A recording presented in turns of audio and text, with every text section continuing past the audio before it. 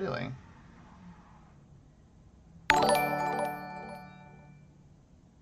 Paige Lightman's now following.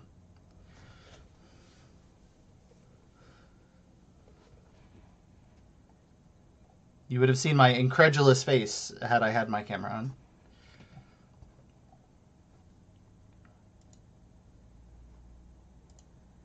Why you do this? I ask that far too often. It's a problem. It's a problem. Dungeon Master, that's who you are.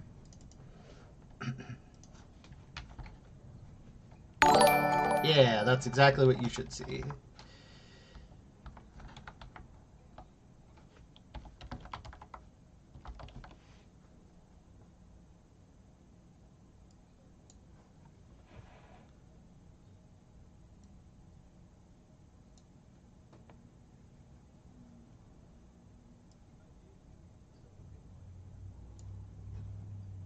Well,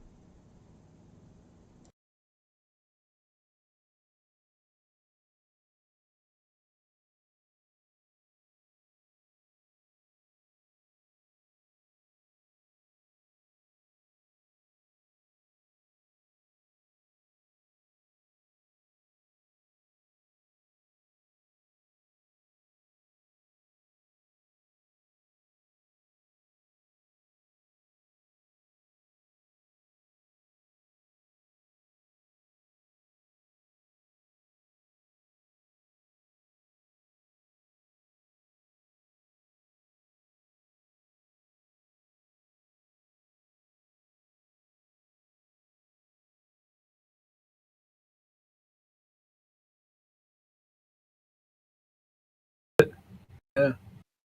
I can change it to one color, but why would I? Yeah, right? That is amazing. It looks like Christmas lights or Tide Pods or something. It's just gorgeous. Christmas lights or Tide Pods. I don't know. I want to put it in my mouth. It looks delicious, like hard candy or something. Adrian's telling us he could hear us now. Yay. Hey, we can be heard. Thomas. Hey, and we're back. I will continue speaking as if everybody could hear me the entire time. No, I'll start over. Welcome, everyone. We've had some technical difficulties this evening, and I'm happy that you stuck with us. Thank you for sticking with us. This game this evening is called North Treeberry. It is part of the virtual D&D weekends offered by Baldman Games here once a month. This particular adventure is one of 2 streaming adventures this weekend. The next adventure will be tomorrow, hosted by Fenway Jones of Jasper's Game Day at 3 p.m. Eastern Standard Time. Just as a reminder, reroll tickets are available for players, and all proceeds go to Jasper's Game Day. Baldwin Games also offers an AL certificate called Mirror Shield for $20. Once again, all proceeds go to charity. We're going to have a small amount of adventuring here. Then we're going to have a 10-minute break. Obviously, everything's been pushed back a little bit, so it's not like we're going to adventure here for 10 minutes and then take a 10-minute break, because that's the time. We are going to try to fill up some time here with some real adventuring. So let's get to it. And I'll introduce you to these fine folks here. But let's put the setting in place. We're talking about a small village called North Treeberry. It's an agricultural community of some 30 families, specializing in the apple orchards that are well suited to the local climate. It owes much of its success to how it straddles a crossroads, and its inn and stables are common resting points between major trade destinations. The inn itself has a reputation for serving a fine, hard cider. Some time ago, many of the farmers began complaining of an orchard-wide infestation. Rats everywhere. They would eat through the fallen fruit, stores of fruit, and nest in their barns. While some farmers had resorted to burning them out or fighting them off themselves, there were too many, and the fires were too destructive. You lot, part of a large mercenary group that operates in this region. The mercenary group is constantly recruiting new recruits, and you answered the call. The mercenary group typically finds itself off fighting dragons and toppling governments and fighting in wars, so they don't really have time for the small stuff. They leave that to you.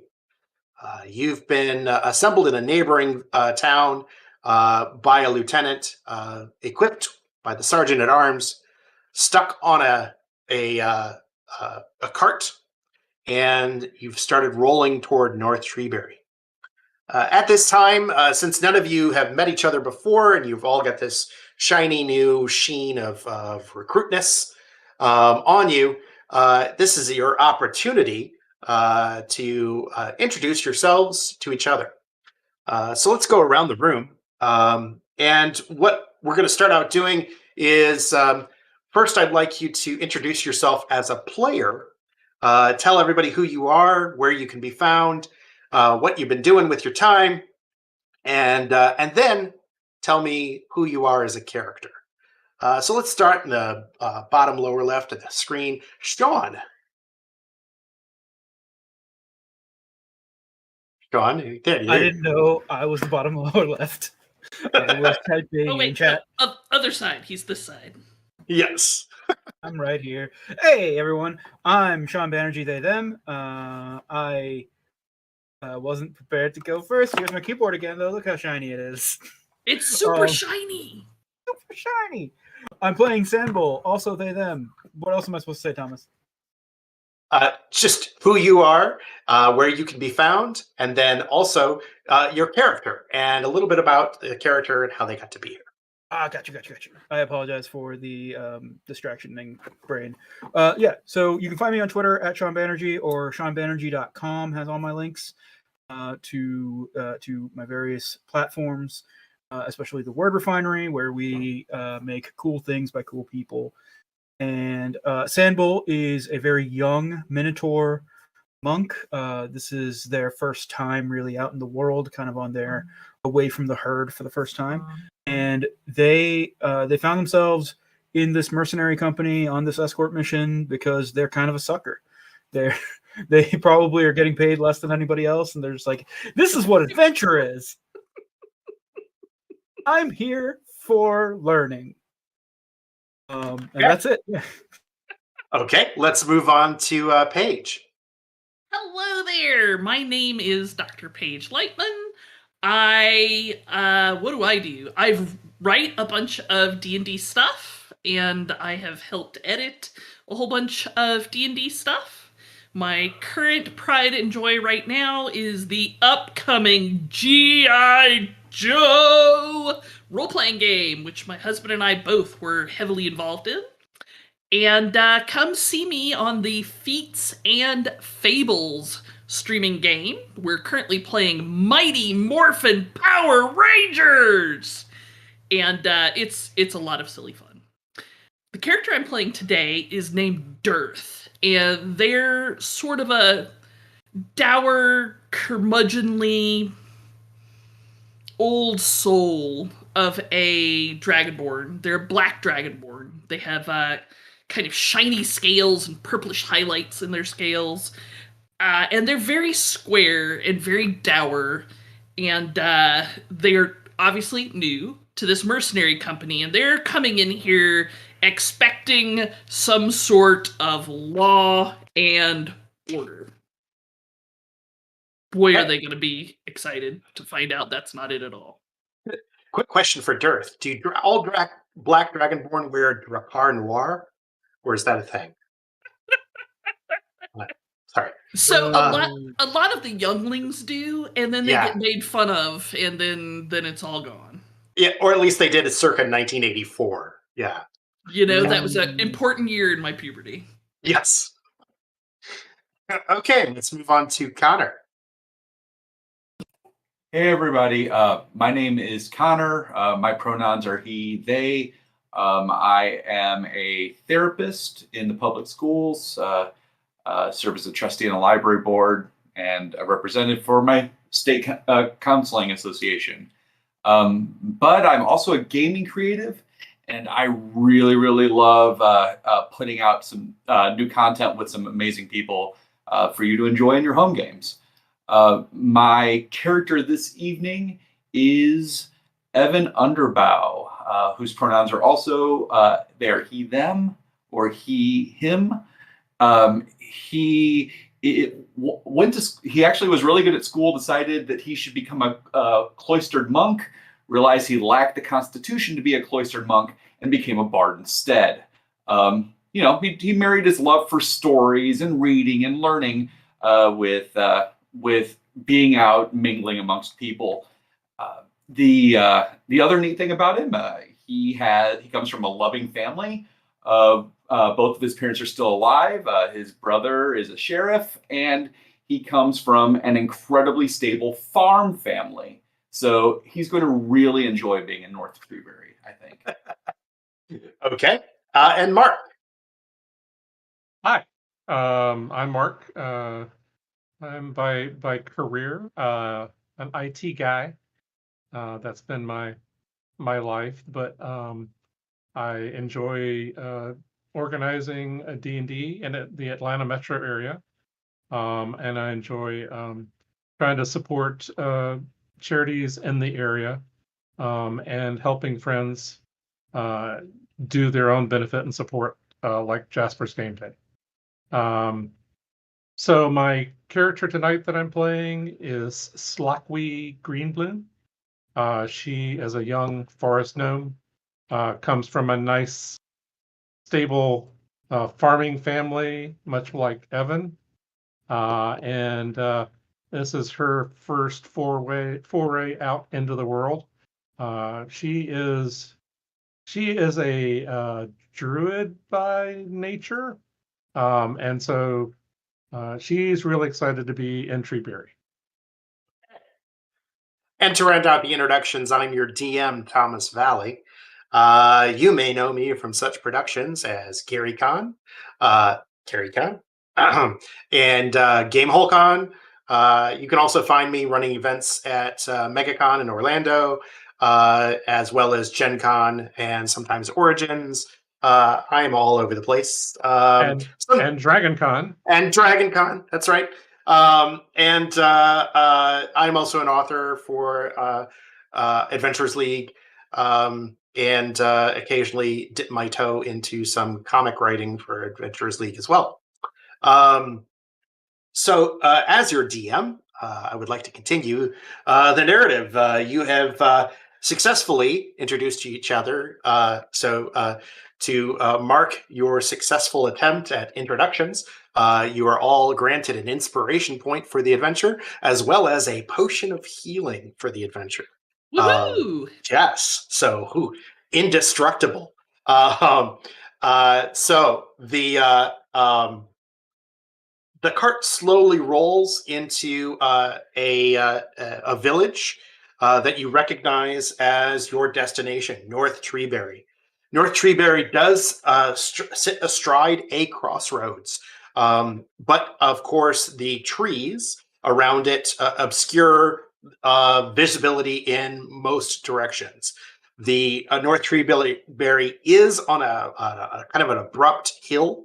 If you're familiar with the southern Wisconsin skyline, there's a place called Blue Mount, which is very similar in the geography of North Treeberry.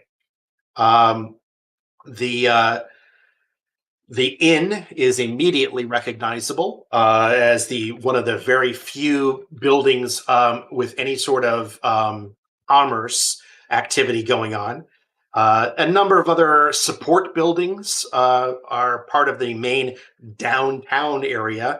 What looks to be a tanner, blacksmith, those sorts of activities that one would expect in a small farming community. The other outbuildings here are mostly residences, and then all of the farms themselves run right up into town. The place smells very fragrantly of apple. Children are running about in the streets, people going about their daily business. The corporal who was in charge of ferrying you here motions for you to get down in the cart. He's not a very happy fellow for having to been delegated to this task.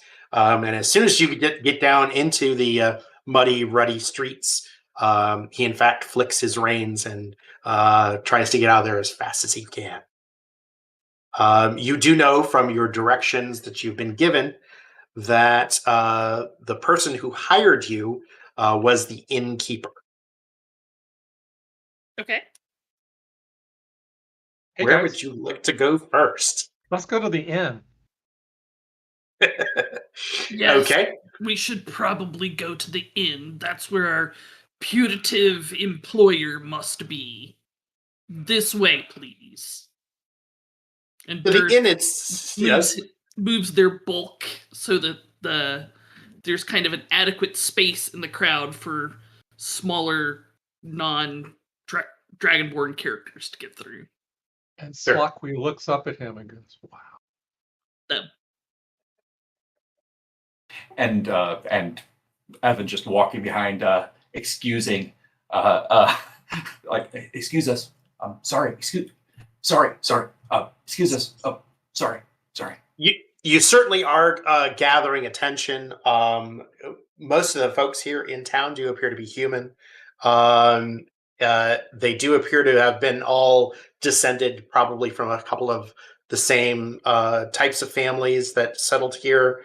So it is, you are standing out, being various different species and backgrounds. And as most, countryside kind of cloistered communities, you are getting your fair share of suspicious glances.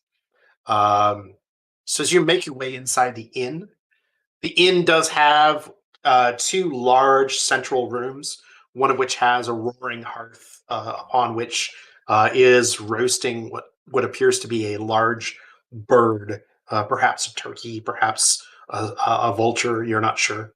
The other room seems to be the tap room, tables, chairs, and a long bar. Um, at this time of day, it is about 10 o'clock in the morning. The inn appears to be mostly populated on the hearth side, folks sharing a late repast. Um, and the tap room does have a couple of regulars where 10 a.m. is not too early to drink. And there is a woman, a very tall woman, probably about 6'5", behind the bar. She is cleaning the bar. Notices you come in and hails you, motions you to come on over, and begins setting up what looks to be some small earthenware jugs with handles on them. And begins pouring out what is obviously some cider. She says, "Well met. You are the mercenaries?" Hey, I love those pantaloons. Where did you get them? He says, "My daughter made them for me." She is really talented. Does she like run a store or? No, she does her own weaving and makes our clothes. Well, you should be very proud. Wait, your question? What was the question? You're the mercenaries? We do not get too many strangers here in town, and I am. yes, Yes, this is our writ, ma'am. And Dearth slides over the appropriate paperwork because Dearth likes paperwork. We're mercenaries in title, if not in spirit. But yeah. excellent, excellent. We sent word that we required your help not a week ago. So I appreciate that the mercenary company was able to get you to us as fast as they could. I'm assuming that you're the best that they could offer, correct? I'm the best me I can be. I see. Ma'am, We're we're awesome. here. I see. Well, as I tried to communicate in my letter, we are having a distinct problem with rats here in the trees. The rats are disrupting commerce as well as threatening the livelihood of our residents. And while we've had vermin problems in the past, it's something that we could always control. This has gone well above and beyond our capabilities, and my hope is that you can get to the bottom of why this is happening. Wow. Where are they? Everywhere. I If you want immediately look around. specific, yes. If you want specific locations, I would suggest speaking to some of the farmers. Very well, ma'am. We'll Are do you a that. farmer? I am not a farmer. No. In fact, my name, in case you wanted to ask it, is Laurencia. I have been the owner of this inn for about 20 years. Wow. We serve some of the finest cider here. Please, on the house, partake of some of our wonderful cider. Thank you. Dearth takes the jug and they're kind of very large mitts. And Dearth looks at this woman because Dearth has never seen a human woman of this height. Is she like tall and spindly? Or is she like tall and fit and athletic? Oh, she looks like she could lift a cask up out of the basement by herself. She's got some guns. So Dearth gives her a very appreciative glance in the sense that game recognizes game. Can Can I take it with me instead of drinking now? He says, "Please just return the jug." Oh, okay. Yeah, anybody who samples it will detect that there are not only is it a good hard cider, it's got quite a kick on it, but it seems to be flavored with maybe some wild lavender, and you've got maybe some cinnamon here, some notes of cinnamon, and it truly is something special. Man, She I'm a minotaur. I can't drink this. Do you have any milk? Of any kind. I've only uh, ever had cow's milk or minotaur milk, so any kind of milk is fine. I'd like to try other kinds. she You pulls back the see, jug. they're underage. They're actually a minor tar. Oh. That's very funny. That's very Oh. funny. Oh. I appreciate that humor, Dirth. So the so she That's a real takes heavy laugh. she takes back the jug and she pours what looks to be goat's milk. And she says, "Here we do serve goat's milk here for the children." Um, I met a satyr once. Thank you.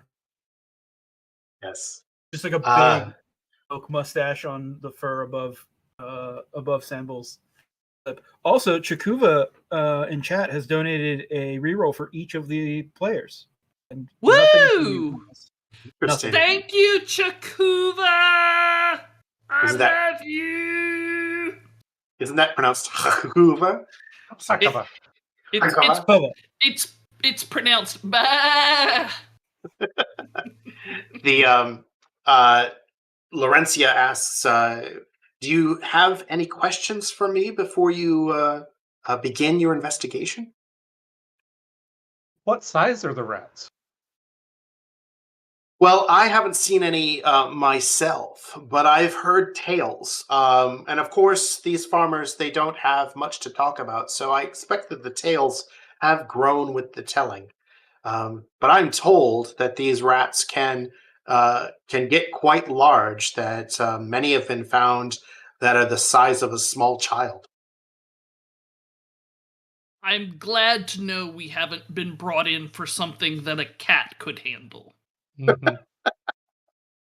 Wow, that's big. It was either this or skeletons, right? Or kobolds. Yeah, or kobolds. Exactly, exactly. Uh, Besides the size of the rats, did you have any other questions? Um, do you know, are they eating something specific or are they just eating everything or? They're pretty much eating everything. I've been told that small structures have been knocked down, and the rats have been found nesting in the remains of those structures. Um but they do appreciate the apples most of all, which of course is disastrous to this area. This is our basic form of commerce.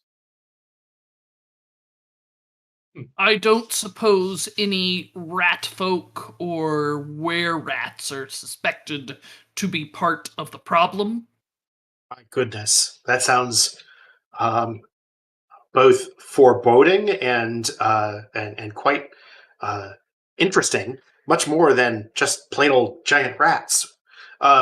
No, I haven't heard anything like that. Well, I guess we'll find out what we find out. I would suggest if you start with the in your investigation, speaking with one of the town elders. The town has primarily 5 different families that we don't have a town government per se, but we do have these elder families. They own and run the largest farms. Um, One of the farms I know has been having a particularly difficult time of things has been the Griffin farm, Adrian Griffin.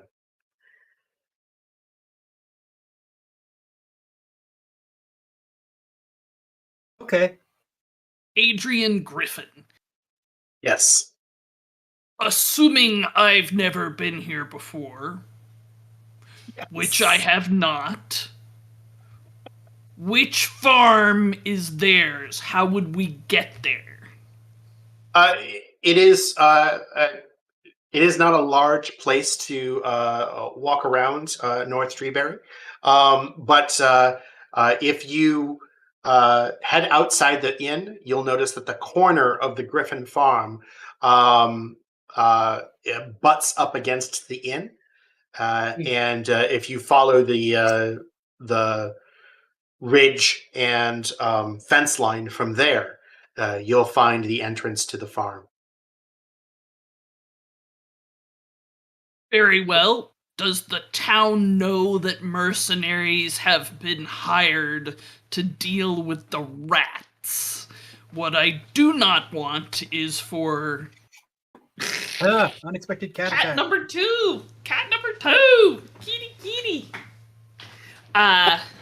What I do not want is for your townfolk to see us and become alarmed or hostile at the presence of outsiders.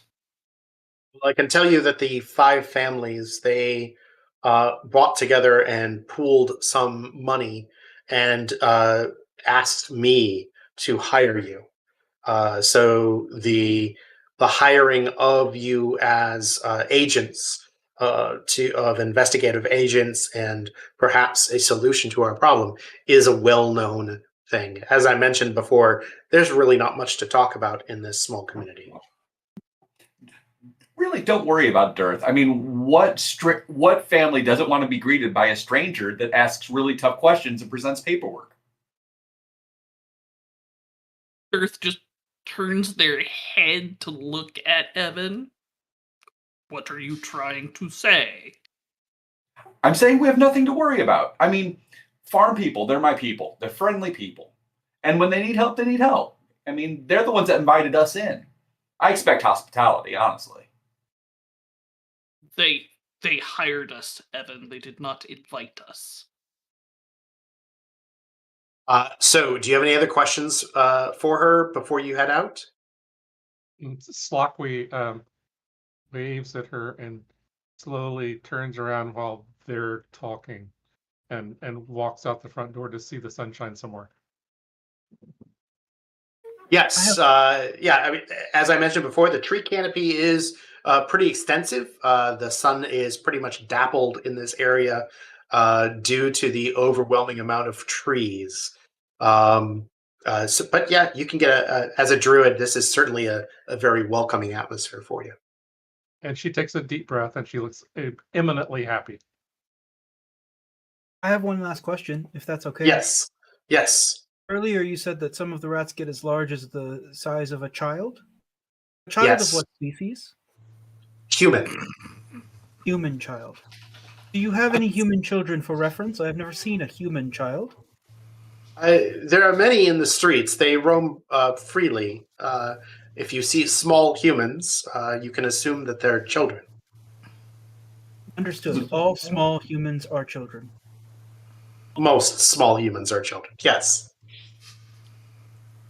Okay. But you just allow your children to roam like free range? I was going to say that, but I thought it might be impolite. Well, we're not guests. We're contractors, so we have different rules.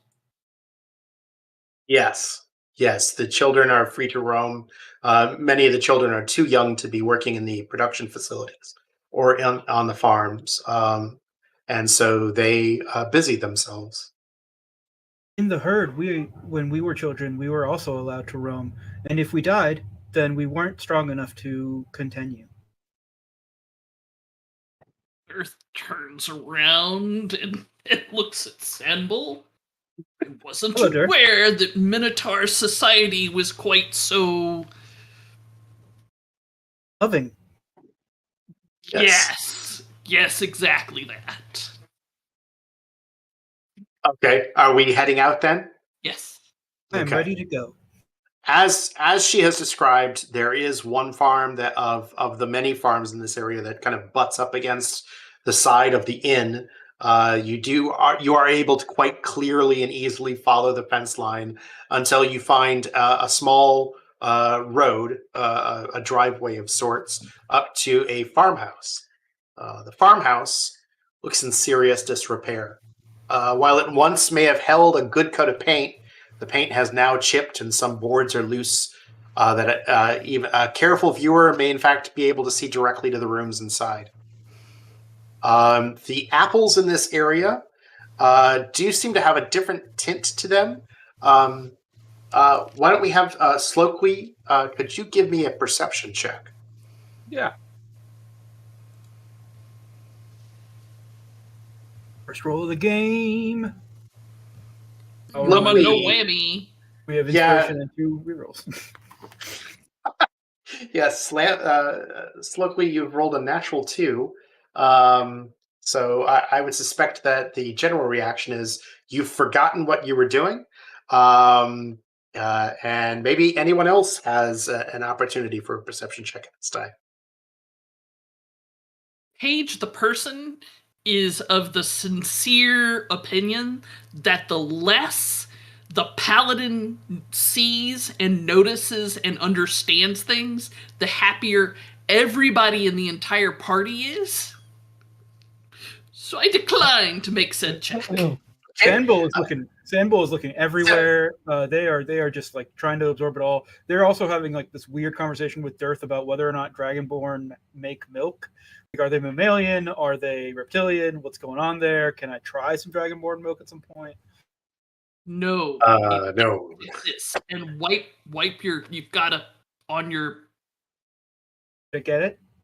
No, over on the. Hey, what's that? The DM's going to describe. Yes, so Sandville, you notice that the apples in this area are kind of mealy. They don't look healthy. You're kind of used to kind of a Disney Hollywood-esque kind of apple, bright red and shiny in the sunlight. These apples look like they have worms in them. That they are kind of half rotten and hanging off the trees. If you were an apple farmer, you imagine that this is the kind of apples that would still give off decent juice if pressed, but aren't the kind of apples that you would eat off the tree. As I'm imagining that, I just go and see how much juice comes out. Not a lot. Yeah, it's kind of squishy, and it actually does not smell good when you try to squish it. Evan, is this what apples are like in this area? So do I smell the apple? What's wrong with that thing? The apple just seems to have been left too long on the tree. Sort of thing where you're kind of walking underneath the tree and you can't help but step in apple that has been squished and has been riddled with worms and has been gnawed on by various vermin. There is a middle-aged man who is working on the side of the farmhouse, working on what looks to be a hand crank treadmill, and he's cranking that crank, and as the treadmill moves, you can see bushels of apples making their way into some sort of bin that is inside of a building that's behind the farmhouse. The man looks up as you walk up the driveway. I hesitate to use that term because nobody's driving around here. But as you walk up the small road, he looks up, takes a handkerchief out of his back pocket and wipes his forehead, and he stops cranking the crank and kind of wipes his hands and approaches you, and he says, what can I do for you, strangers? Elder Griffin, I presume? No, Elder Griffin's my father. My name's John Griffin. Hello, John Griffin. I am Sandbull, and these are my companions. We are from the mercenary company that Sean doesn't know the name of. I don't think, have we named the company at all? We are from the mercenary company. Yes. It is the only one Sandbow's ever met, so obvious. And we are here to help with your rat problem. Quick, Darth, give him the paperwork. Yes, Mr. Dearth has paperwork for you. Well, that's all well and good. How are you at fighting? I Fighting killed this what? apple. Are you talking about the rat? Yes.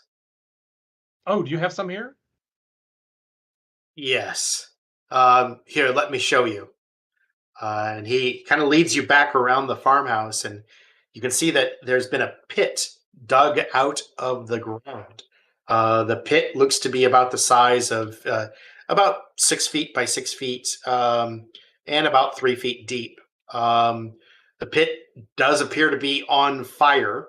Fuel has been thrown into the pit on top of what looks to be around 15 to 20 corpses of large rats, possibly the largest rats you've ever seen in your life. These are about rats that are around 2.5 to 3 feet long, large, thick bodies, and they have been damaged in one way or the other. You do now notice at this time that John is sporting a short sword, and it is covered in gore. Wow. That is a lot of rats. Are they rats or are they capybaras? Isn't a Go ahead. capybara like a 40-pound rodent? It is. It is. Dearth, go ahead and make an investigation check to try to determine what kind of rats these are. Or We if don't- you've got We if don't you've got do any that here. okay, if you've got any sort of skill in nature, or nature would be an alternative.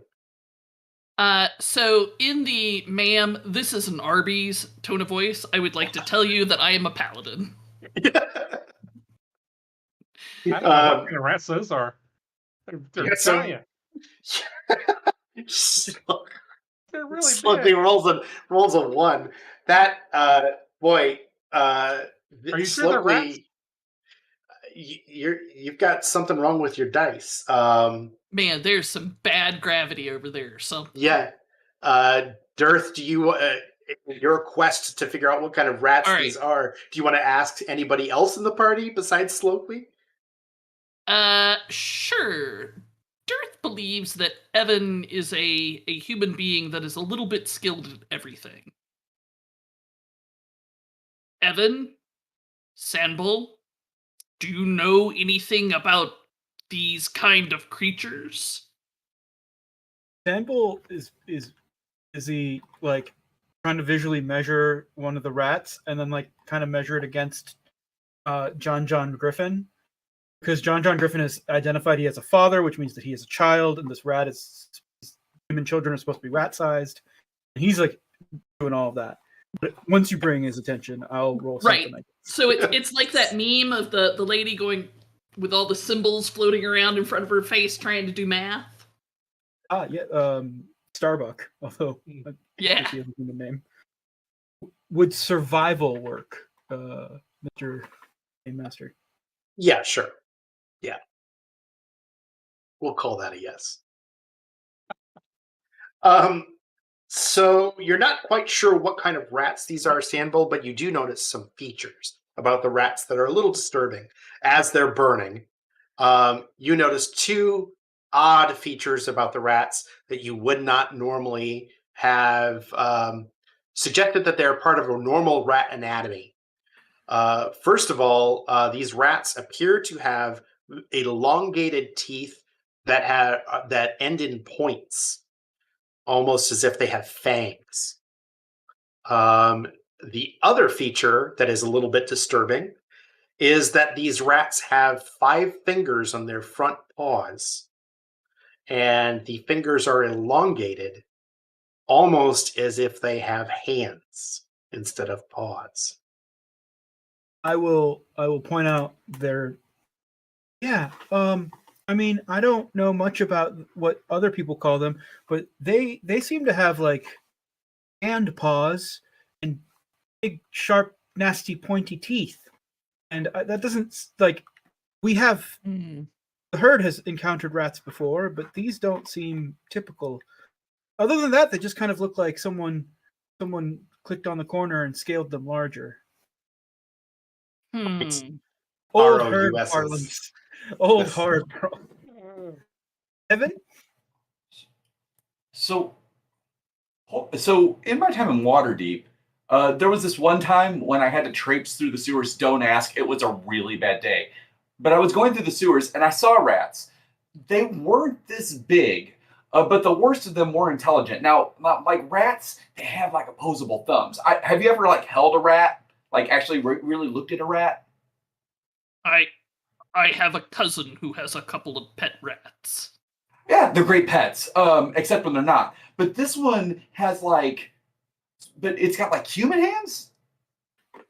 Yes. So if you're familiar with, I mean, if Evan has been to Chult at all, or knows someone who has been to Chult, the first thing that occurs to you when you're looking at these hands is they look vaguely simian.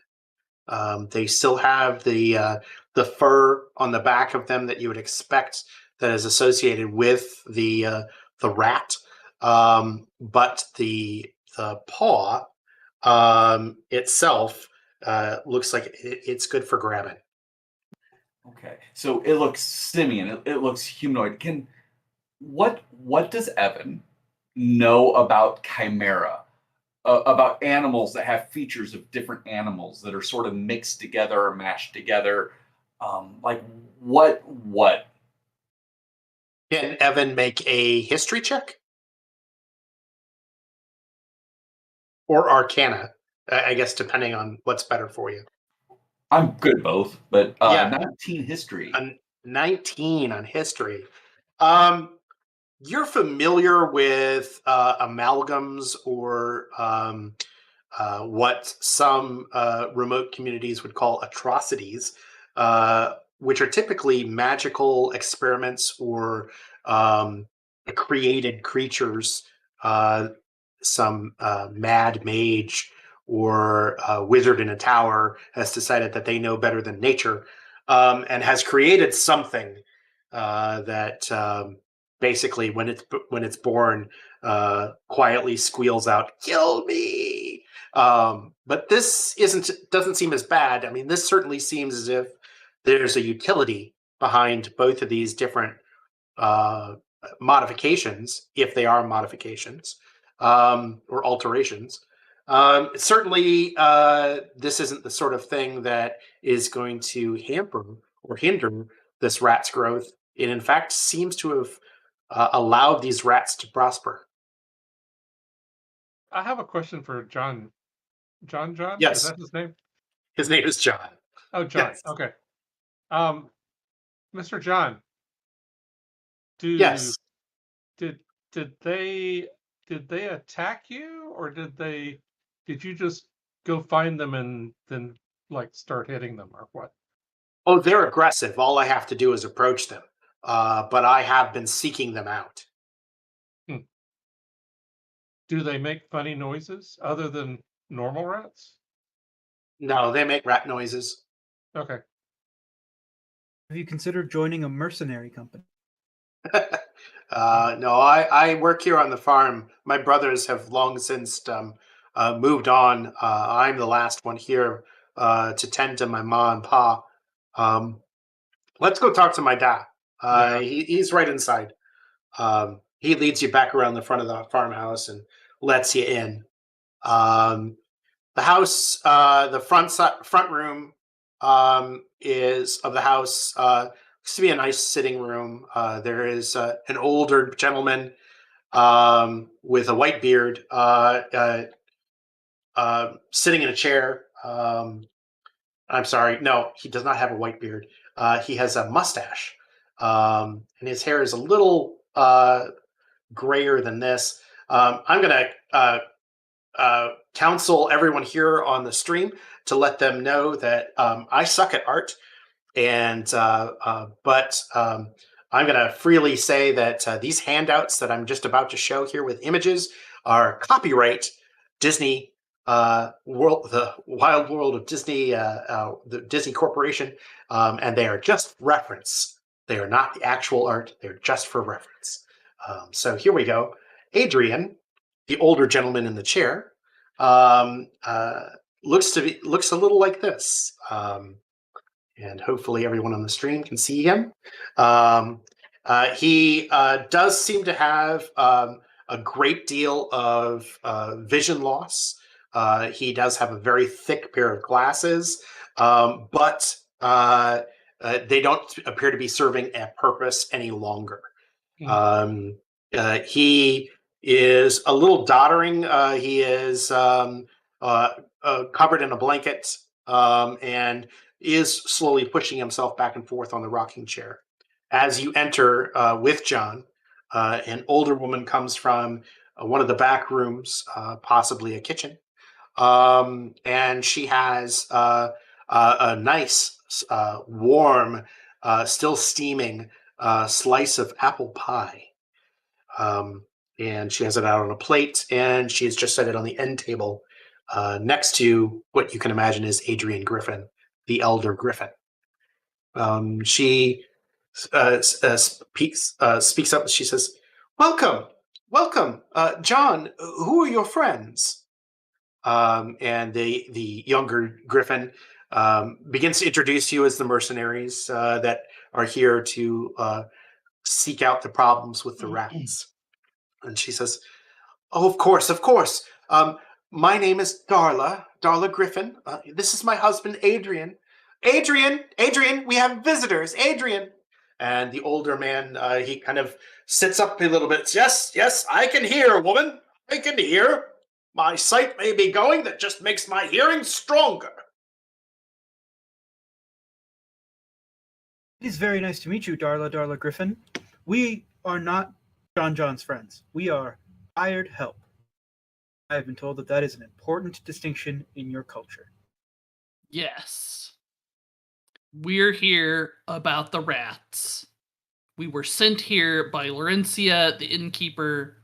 She says that you might have more information about where we can track them down. It apparently appears that they are nearby. Could you point us at said rats? Well, and the Adrian begins speaking. Darla was about to say something, but some months back I had John try to poison the rats, but it was not successful. We've had problems with the vermin before, and poison has always done the trick, but not this time. Not this time. John says they're still out there.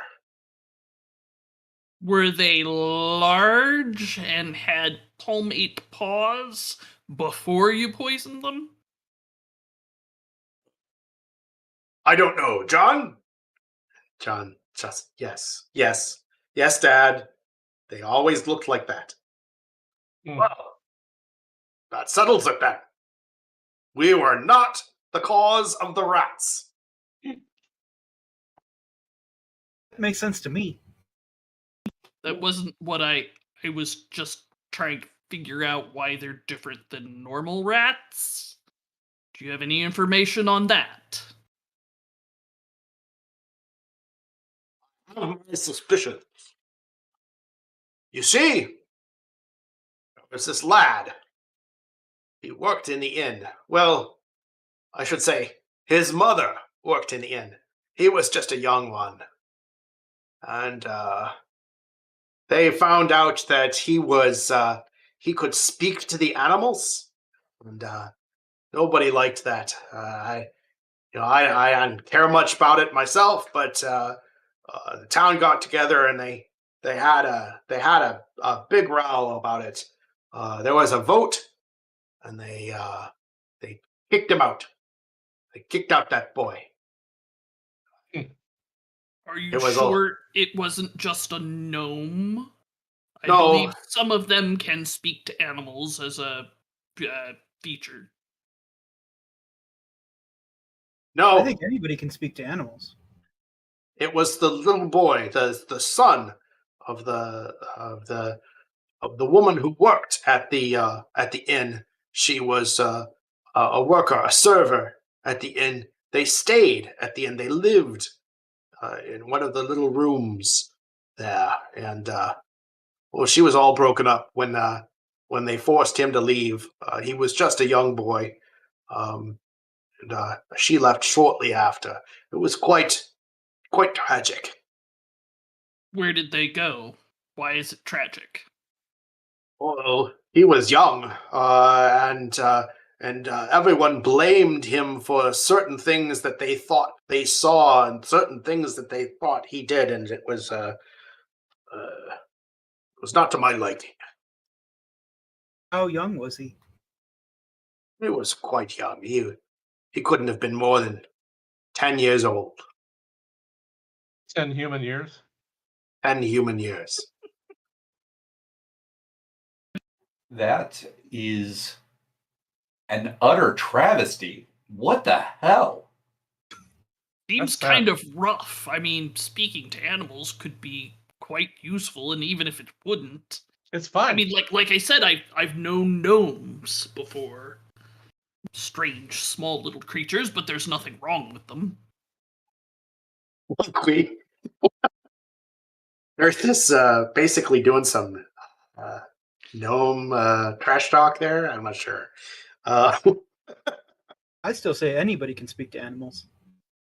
It's the talking back is the hard part, but you're absolutely right. Well, I can So- tell you that the people around here, they don't cotton to magic. It's an outsider's tool. We don't like outsiders in general, and his mother, we don't know where she came from. She was just here looking for work with her young boy. They lived with us for a number of years until this came to light. And like I said, the town got together and they all voted and asked him to leave, forced him to leave. But I didn't like it. It sounds like they were wasn't- scared of something they didn't understand. And while this is an entertaining tale of xenophobia in small towns, what does this have to do with the rats? I'm afraid I have lost the thread here. I don't know why I brought that up. One of you said something, but my memory fails me because I'm old. It was guilt. But I do have a question for you since you brought up the tools, right? Tools. Those Who's using yours? my tools? Who's Yeah, using because my tools? when we came in, your apples are going to rot on the trees. Like, who is out there picking your apples? Nobody? John, we can't afford farm hands now. Most of our crop has been destroyed. If these rats aren't, if we can't solve the problems with the rats, we'll be ruined completely. Well, do not worry. We are both outsiders and tools. So you have contracted the correct persons. Well, my family's from the farm, and so I'll be happy to help you while we figure out the rat problem. Just don't kick her out, please. Yeah. Like I said, it is the one biggest regret that I have in my life that I was not able to stop that from happening. And Darla kind of looks at him, and then she looks at John, and she kind of whispers to you in a kind of a stage whisper. He voted to kick the boy out too. Yeah, we know. Yeah, so Dearth is a dragonborn, which means they don't have as mobile a face as these fleshy creatures. They have scales and brow ridges and all that, and you can still see that Dearth is making a face that is like, yikes! Well, is there anything else you all can tell us? Like when did it start, and was there anything odd that happened before the funny-handed rats showed up? Uh, uh, Adrian, he kind of casts about. He goes, John, do you know the days and times and when that started? And John just kind of puts his hand on his father's shoulder. Says, Dad, just settle down, settle down. And he looks over to you and he says, 10 years ago. It started 10 years ago.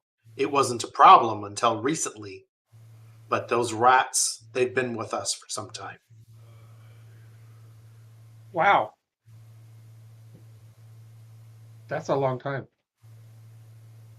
They were manageable. They were just large rats. This strange occurrence and this strange number of rats has caused us to call you. All right. Well,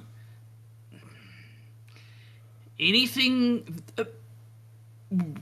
Perhaps, John, you can show us the parts of your farm where the rats have been seen. Mhm. Perhaps we might find some clues about their nest. Perhaps we can find a 10-year-old boy who can speak to them and ask them to kindly move along. John, why don't you Yes. come with us? Yes. John is happy to lead you outside. And he brings you around to the back of the farmhouse, shows you a kind of a copse of trees, and says, and points them out to you.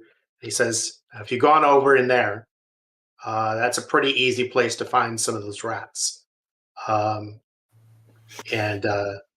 he says, I'd make sure your weapons are ready, though. Mr. John, is there a specific time of day that the rats come, or are they just always here? They're just always here. Do they seem to come from a specific direction?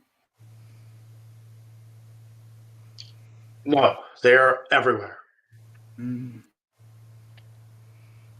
That's terrifying. Dirth squats down from their, I don't know, 7.5 foot height, so that they're, well, I mean, they still tower over Slockley at that point, but they're towering less over Yes. Slockley. Hi. It is clear from Dirth's behavior that Dirth is trying to be polite. Slockley, Yeah. you're good with the animals and plants? Yeah. Yeah. What's your professional opinion here? I haven't run into talking rats or handy rats before. It's kind of disturbing. We only had normal rats on my farm. I don't know. I guess if we could find one, I could try to talk to one. But Right. Let's but not let the town folk know you can do that, though. yeah. Well, and I don't want to make it afraid of me either. Well, I don't want to send you into, like, angry rats by yourself. But I also don't want to make them afraid either. Oh, so I packed a lunch. food.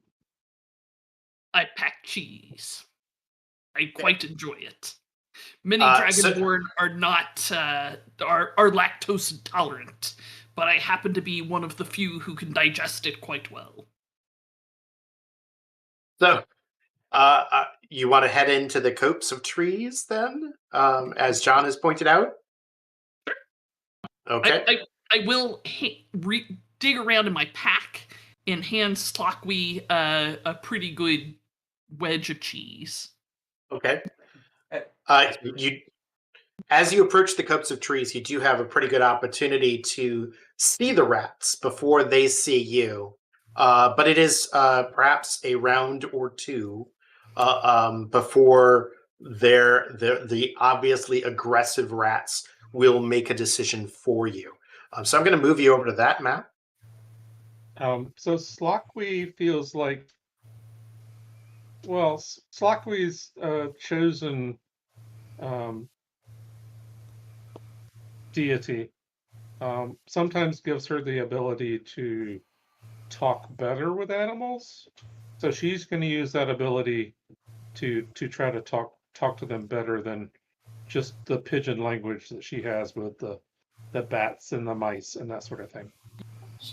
Slockley, do you remember that last town where we had to get out really quick and you talked to that horse?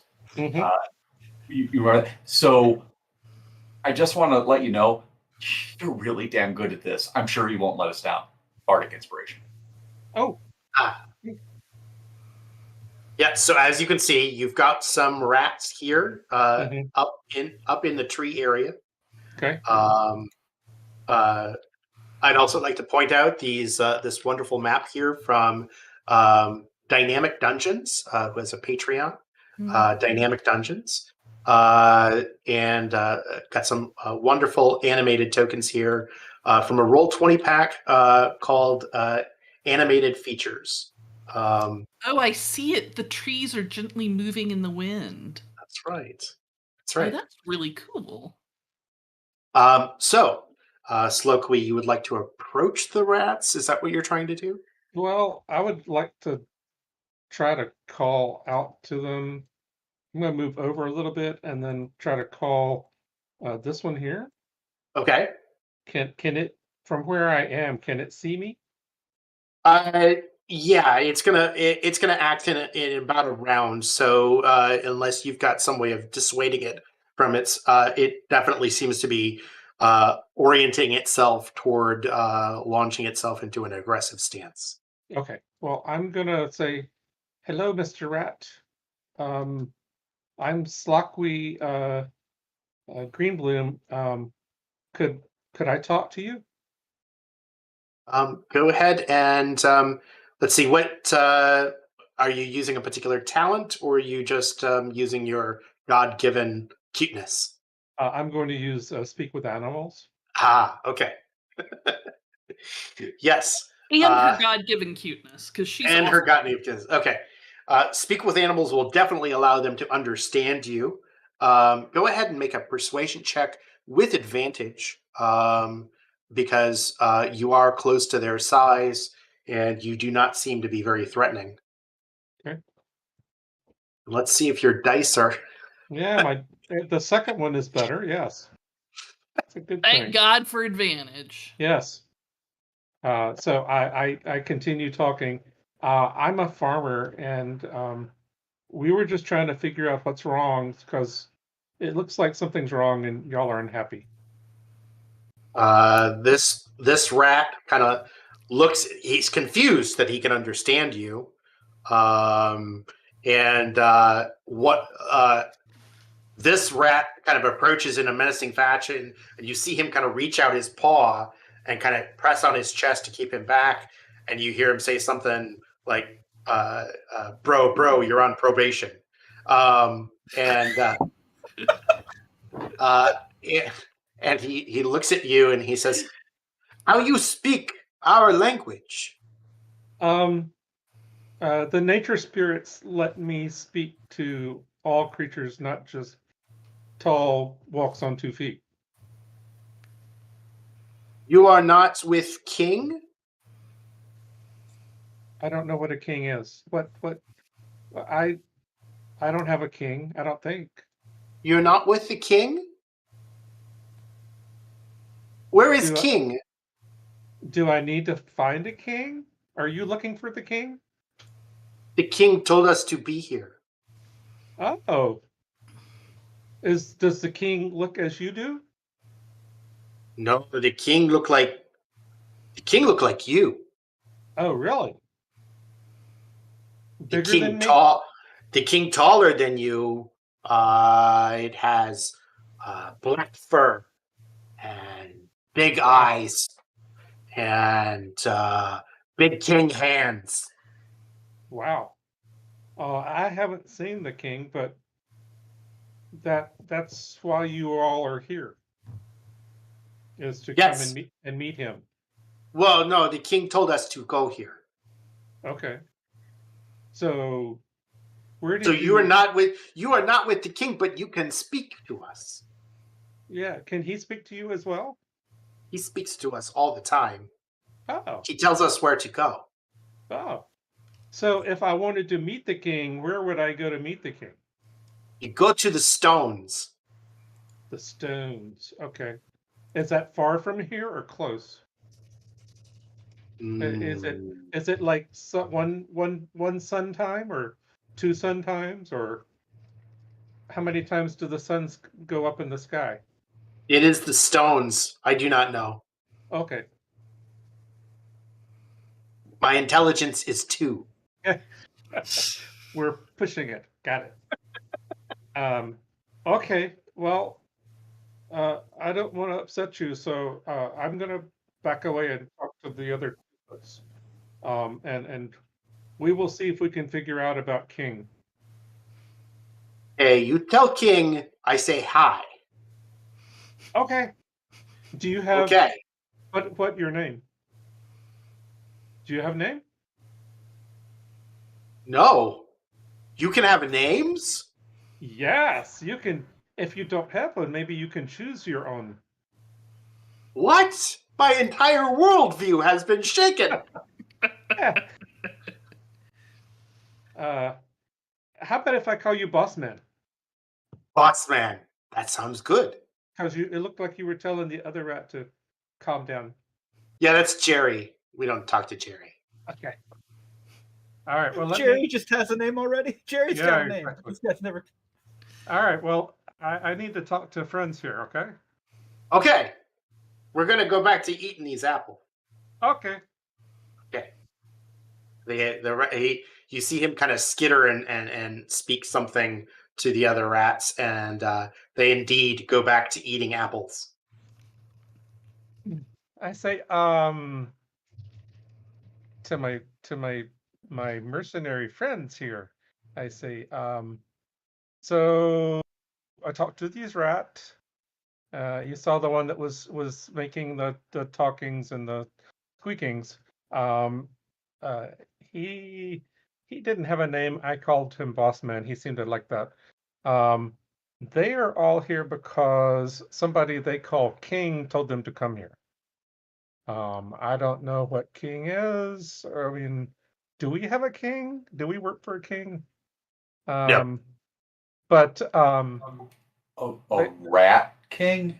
no, he said he was on 2 feet like us, but bigger than me, with dark hair and fur and black fur. Maybe that means black hair. But that he can talk to them like I was talking to them.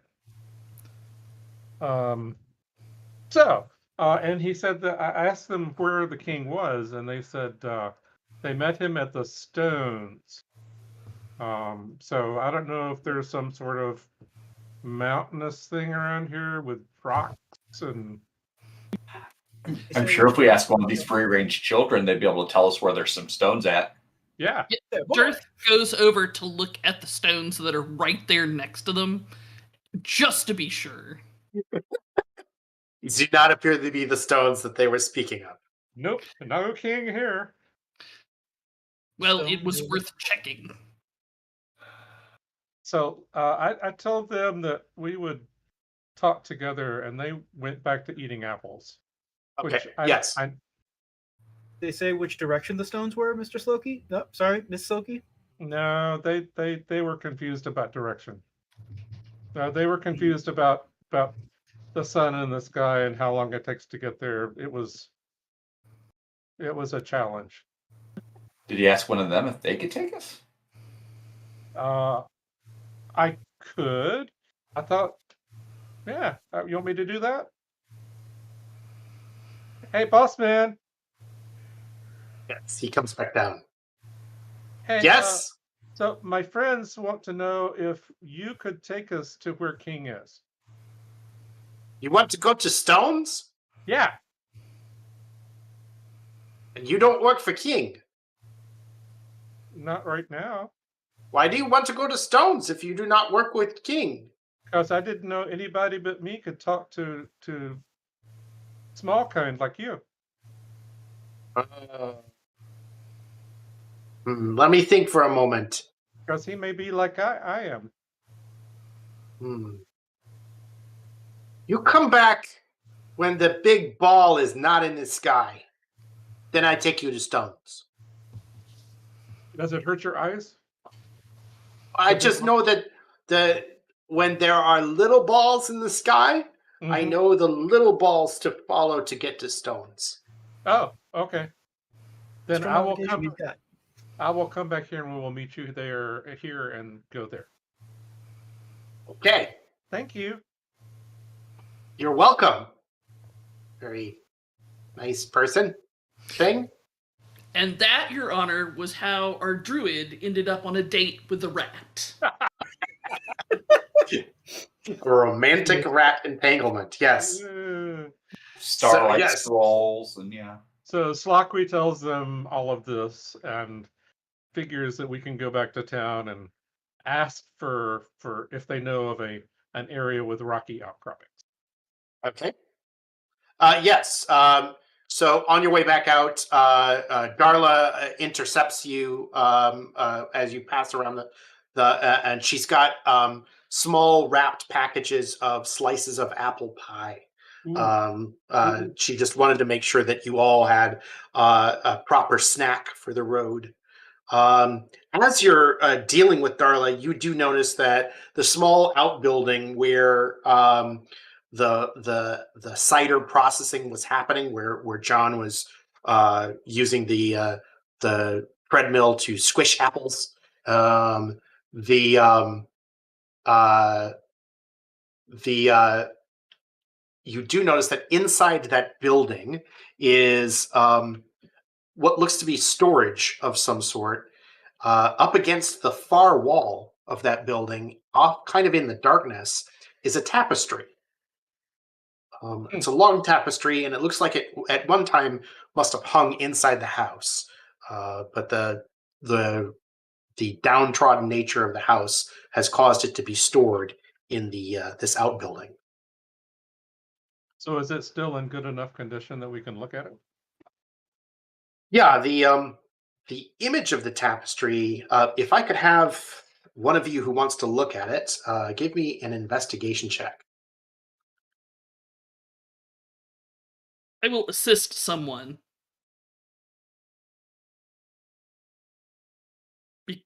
Under my policy that the less the paladin knows, the happier everyone is. Right. Someone roll with advantage. Hey, Evan, do you see anything? Evan, Evan, you got a good look at the tapestry while you're grabbing an extra slice of apple pie from Darla as a pretext to getting a better look at the tapestry. The tapestry, you kind of get a headache as you look at it a little too close. It has what looks to be a photorealistic rendition of a quiet valley in the midst of some tall mountains. There's almost a 3D effect, as if you're looking through a window instead of a flat image. The effect is kind of faint, however, and it does seem to have faded with age. But looking at it dead on, you kind of get turned around in your head, and it really does kind of give you a headache, like you're looking at it cross-eyed.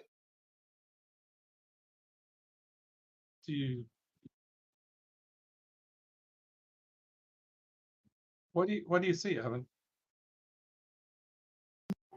Ouch. Ouch. Like, look at it. It like makes your head hurt. And I'm gonna point at that spot that's really just bugging me. They're like it's like a weird Escher painting, but like a migraine Escher painting, like pain, like shooting pain across your face. Like magic? Maybe? Could there be magic here? I will touch the painting. Is it magic? So I mean, you were looking at the tapestry, kind of surreptitiously while you grabbed another slice of apple pie from Darla. Do you want to now just kind of all pretext out of the window and just walk over there and touch it? Yes. Okay.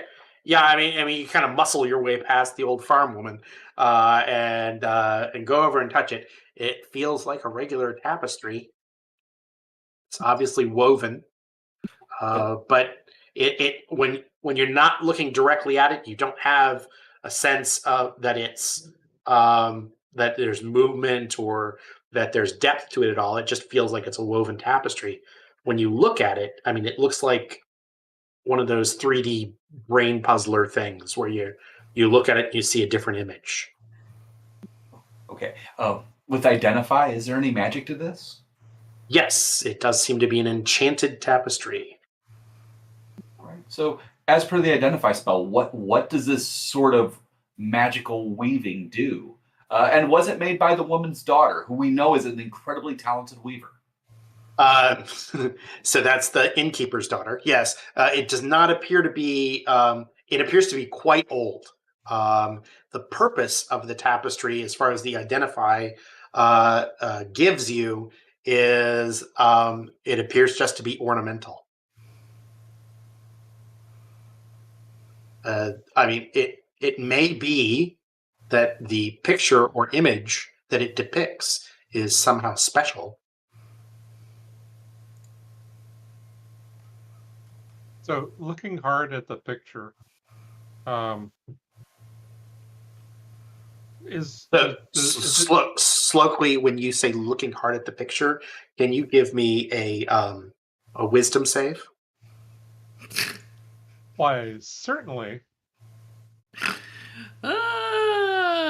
Oh, wisdom saves.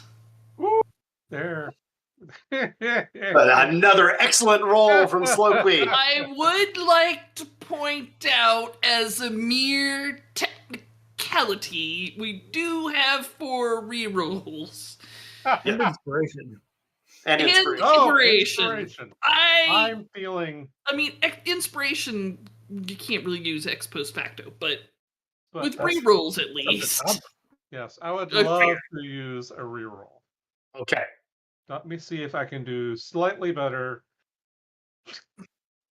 Yeah, don't jinx it. Oh, look, slightly better. Slightly better. Slowly, you're going to take 1 point of psychic damage. Ow! I've got a Yeah, it basically just kind of slices through you. You feel like you're cross-eyed looking at that thing that closely. Oh, Emin. Ow. What? Wow. So you see Yeah, this fellow, right? Darla? Ornamental, my ass. That's painful. Uh, Well, the Evan, old- I wouldn't argue with you on that point. I'm just not sure how that's relevant to this particular. So I'm Sandbull, you're trying to still get out. those pants. Yeah, so Sandbull, you're still outside the building, presumably standing there eating apple pie with the old woman who's been roughly shoved to the ground by Evan and Slowqueen as they Oh, ran inside the building. Absolutely not shoved to the This is ground. Darla.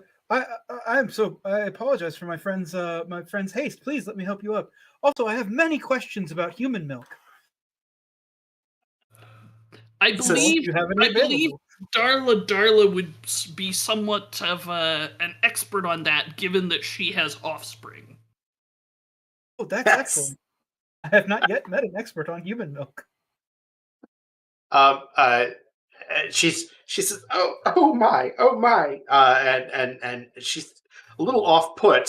She kind of expected that folks would just be taking her pie and leaving, but things have gone completely awry, and she seems a bit flustered. So I want to ask her about the tapestry. So I'll come back outside. Okay. Uh, and she's got like one more additional slice of pie, and she looks at you and she says, "Aren't you a little small for more pie?" I love Gnomes. It's like halflings. You don't know where they put it, but they keep putting it away. We move fast. We use lots of energy. It's metabolism. It's a metabolism thing. Miss Darla, Yes. the fabric picture in the room. Oh, yes, that old thing. What? We used to have that hanging in the front room. Um, it was my father-in-law's and probably his father before him. The Griffins have owned this farm for centuries, at least. I don't know where it came from. Hmm. So, it's magic. Is it? It gave me I a just headache. remember it being musty. Yeah, well, it gave me a headache. Well, then I would not go near it. Do you It know certainly what? needs a good dusting. Do you know what it's a picture of? No, I do not. It seemed one of those landscapes, right? But no, I've not seen its like.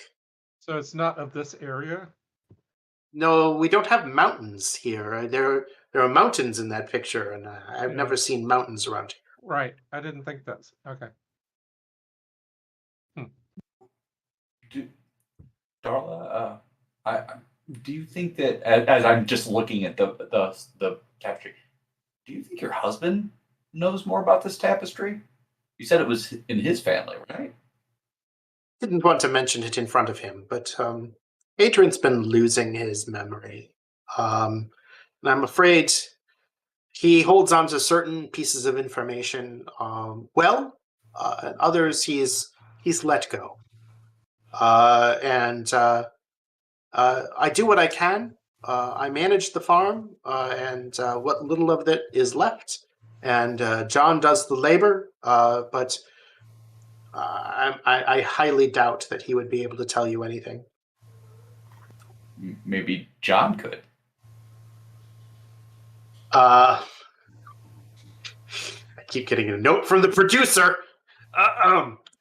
Yes, you could certainly ask John. Adrian may not have told him anything about it, but like I said, we put it back out here for quite a while ago. It was musty. I believe it was acting up with my allergies. John. Do I feel like that she's telling all the story? Go ahead and make an insight check. I'll wander away and go find this tapestry everyone's talking about. And we're back. And Slugly, as you Dang, dude. Mm. Dang. Paige Lightman? Where are these rolls Right? coming from? And my dice have been in my games lately. Of course, they hadn't been D&D, but right. Slugly, could I have you roll a d8? Also, Slokwe, don't forget you're bardically inspired. That's a D6. Just roll a d8 for me, please, Slugly. at least Thomas is Four. asking for a D8 then rather than saying, okay, now roll 3d6. Now roll 3d6 again. Yeah. Please roll a D100. Yeah, let's see here. I just want to.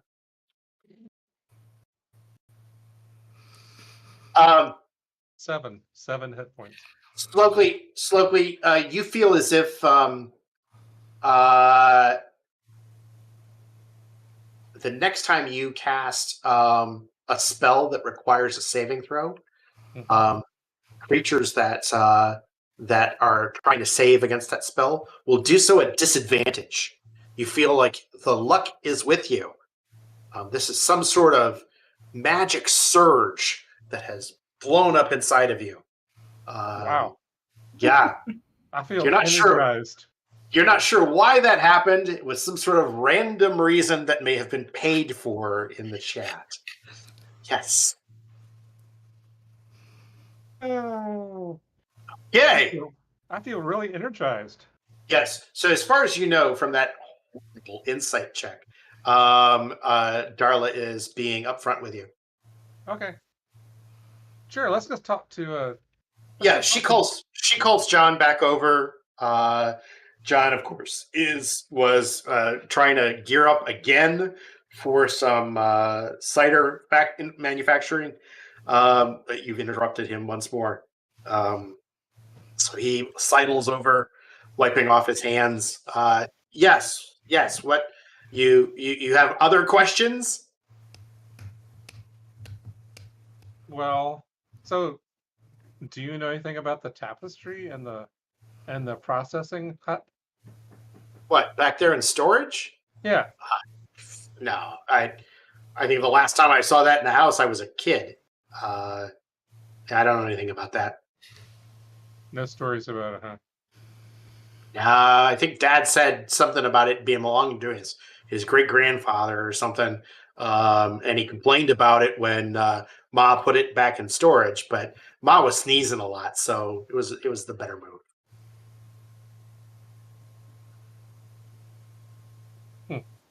Okay. I'm gonna go look at it. I'll trail right back- along behind it's- Sandbull because Right over there. Okay. So you're gonna go, Stanbull. Go ahead and give me a wisdom save as you peer into it. Once again, you're looking at a tapestry that has an image, a realistic rendition of a quiet valley in the midst of some very tall mountains. Inspiration. No, yeah, go ahead.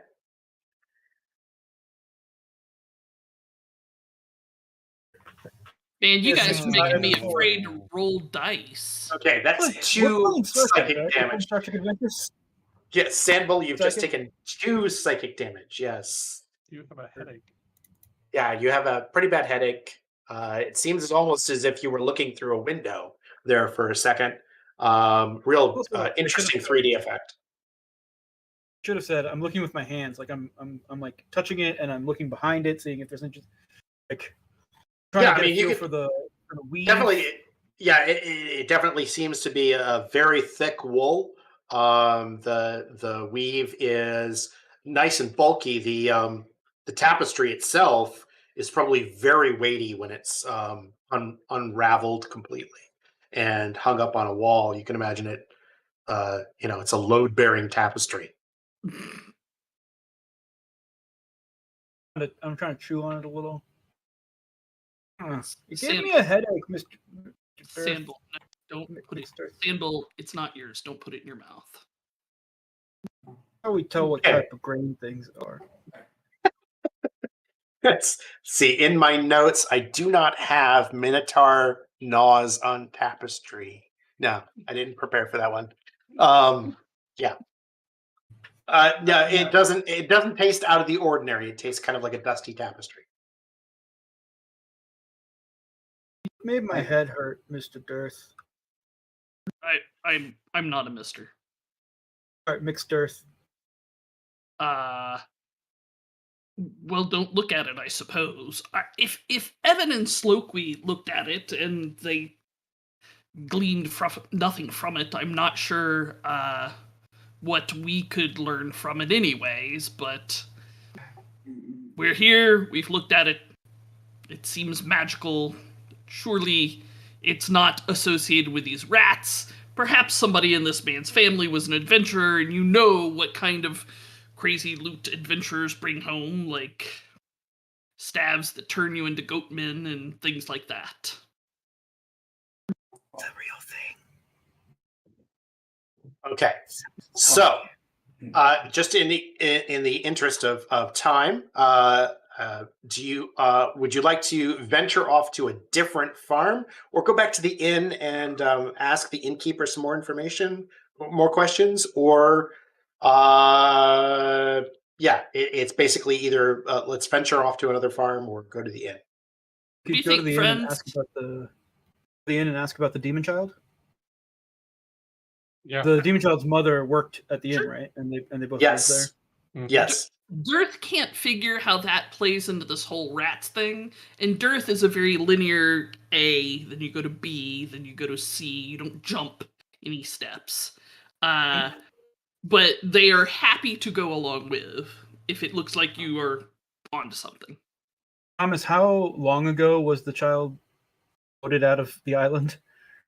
10 years ago. Years ago. Sandbull. Oh man, would Sandbull think of this? Yeah, sure. Sandbull's got average stats. Same 10 A years. child. Yeah, a child 10 years ago could be a very powerful wizard now. One of my moms told me all about wizards and how they're terrifying. Sandbull, could you make a wisdom check for me, please? Not a save, just a wisdom check. Happily. Else, I'd say no. But for you, Thomas, I give you an 18. Okay.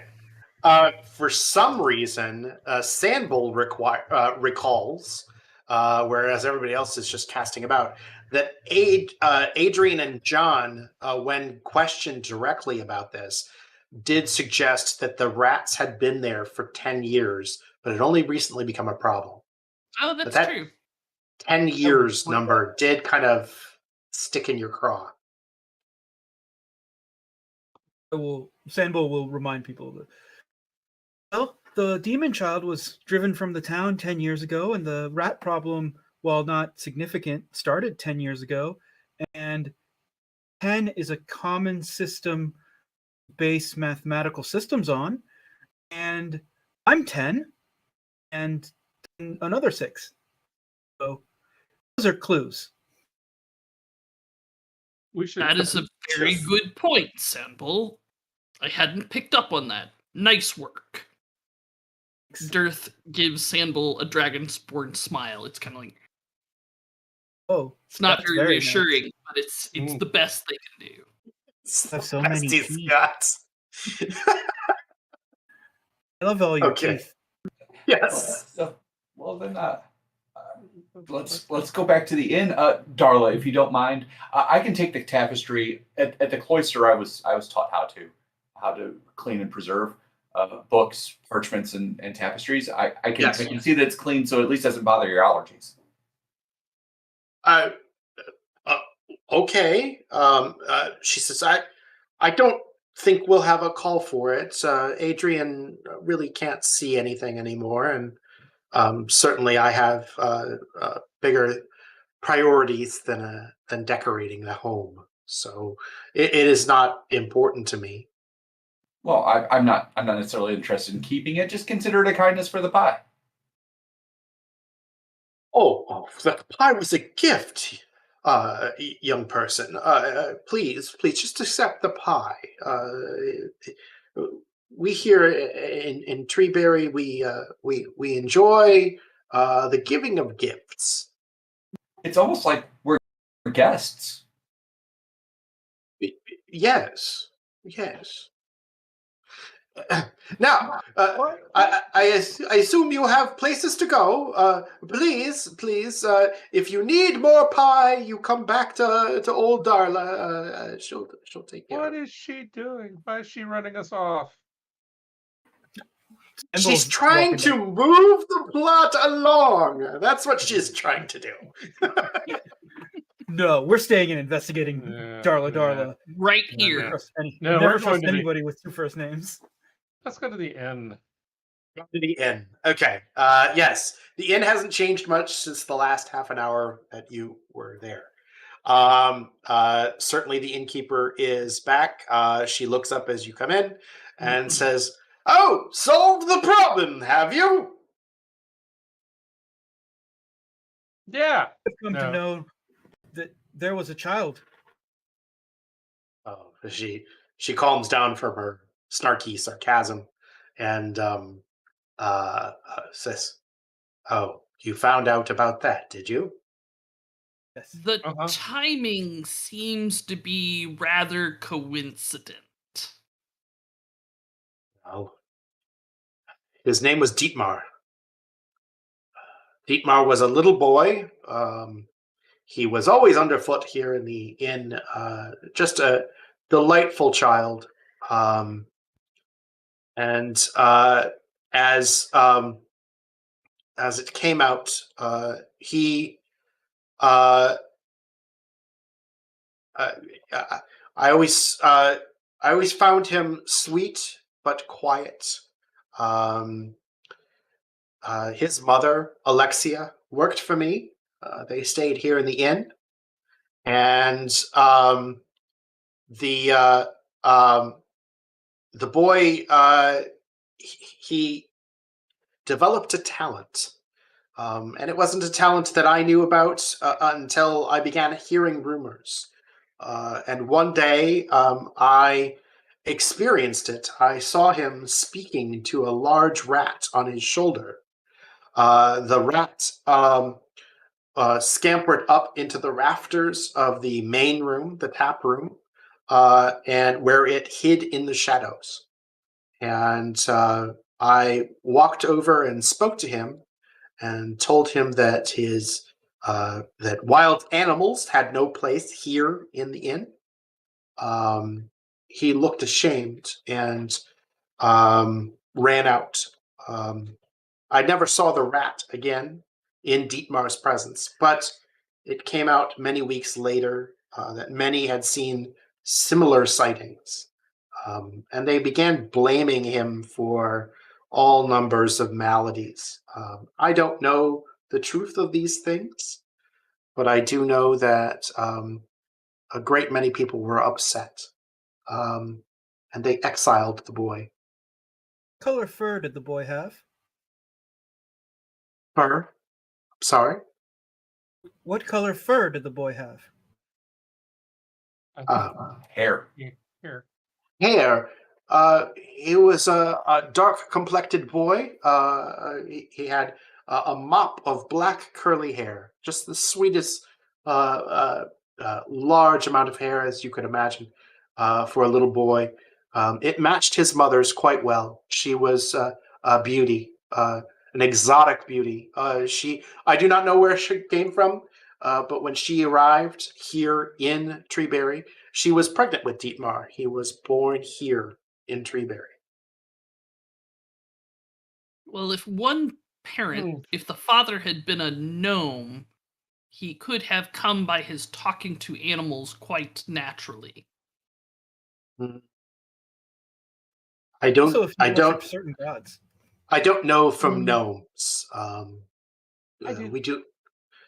Yes, I understand that you are a gnome, young person, but I can tell you that you are perhaps the second gnome I've ever seen. Wow. See, they're Yeah. lovely folk. Is there anything in the local geography that one would maybe refer to as the stones? Rolling or otherwise? She says, "There's something that sounds familiar. I don't know why that sounds familiar, but no, I don't know. I don't know what that means. The stones. The boss said that we could meet the king at the stones. Is there a rock formation around here that's well known, or A people hang out? stone, a stone circle, perhaps. I don't Um, know. A Like I said, monolith of some sort. that sounds familiar to me, but I don't. There's something. Area which you hold some sort of formal lottery system and You- then stone to death the person that wins. yes, I did that exactly. in the herd. But only at age 30, right? The you can see that she seems to be having some sort of an issue as she keeps saying that's familiar to me. There's something familiar about that to me. Though I don't know why. Can somebody give me an insight check, please? I'm good at this. I'm going to do really poorly though. Oh, okay, 15. 15. Sandbull, her nose is bleeding. Strange thing for my insight to tell me. Oh, this innkeeper whose name I don't think I know. Laurentia. Yes, Laurentia. Mhm. Ah, that's right. Yes, Laurentia. And Sandbull will take out like a handkerchief. It's made of leather. Your, Just be like your nose, and just like shove it onto her face. your nose is bleeding. Oh, that's. Perhaps you should sit down. And she Listen, just can kind of. happen at high altitudes. Yes.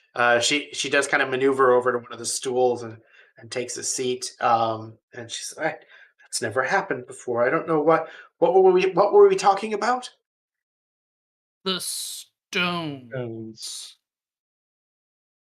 Perhaps And a then she- monolith or standing stones or She kind of something. weaves. She weaves a little bit. She's obviously unstable and faints.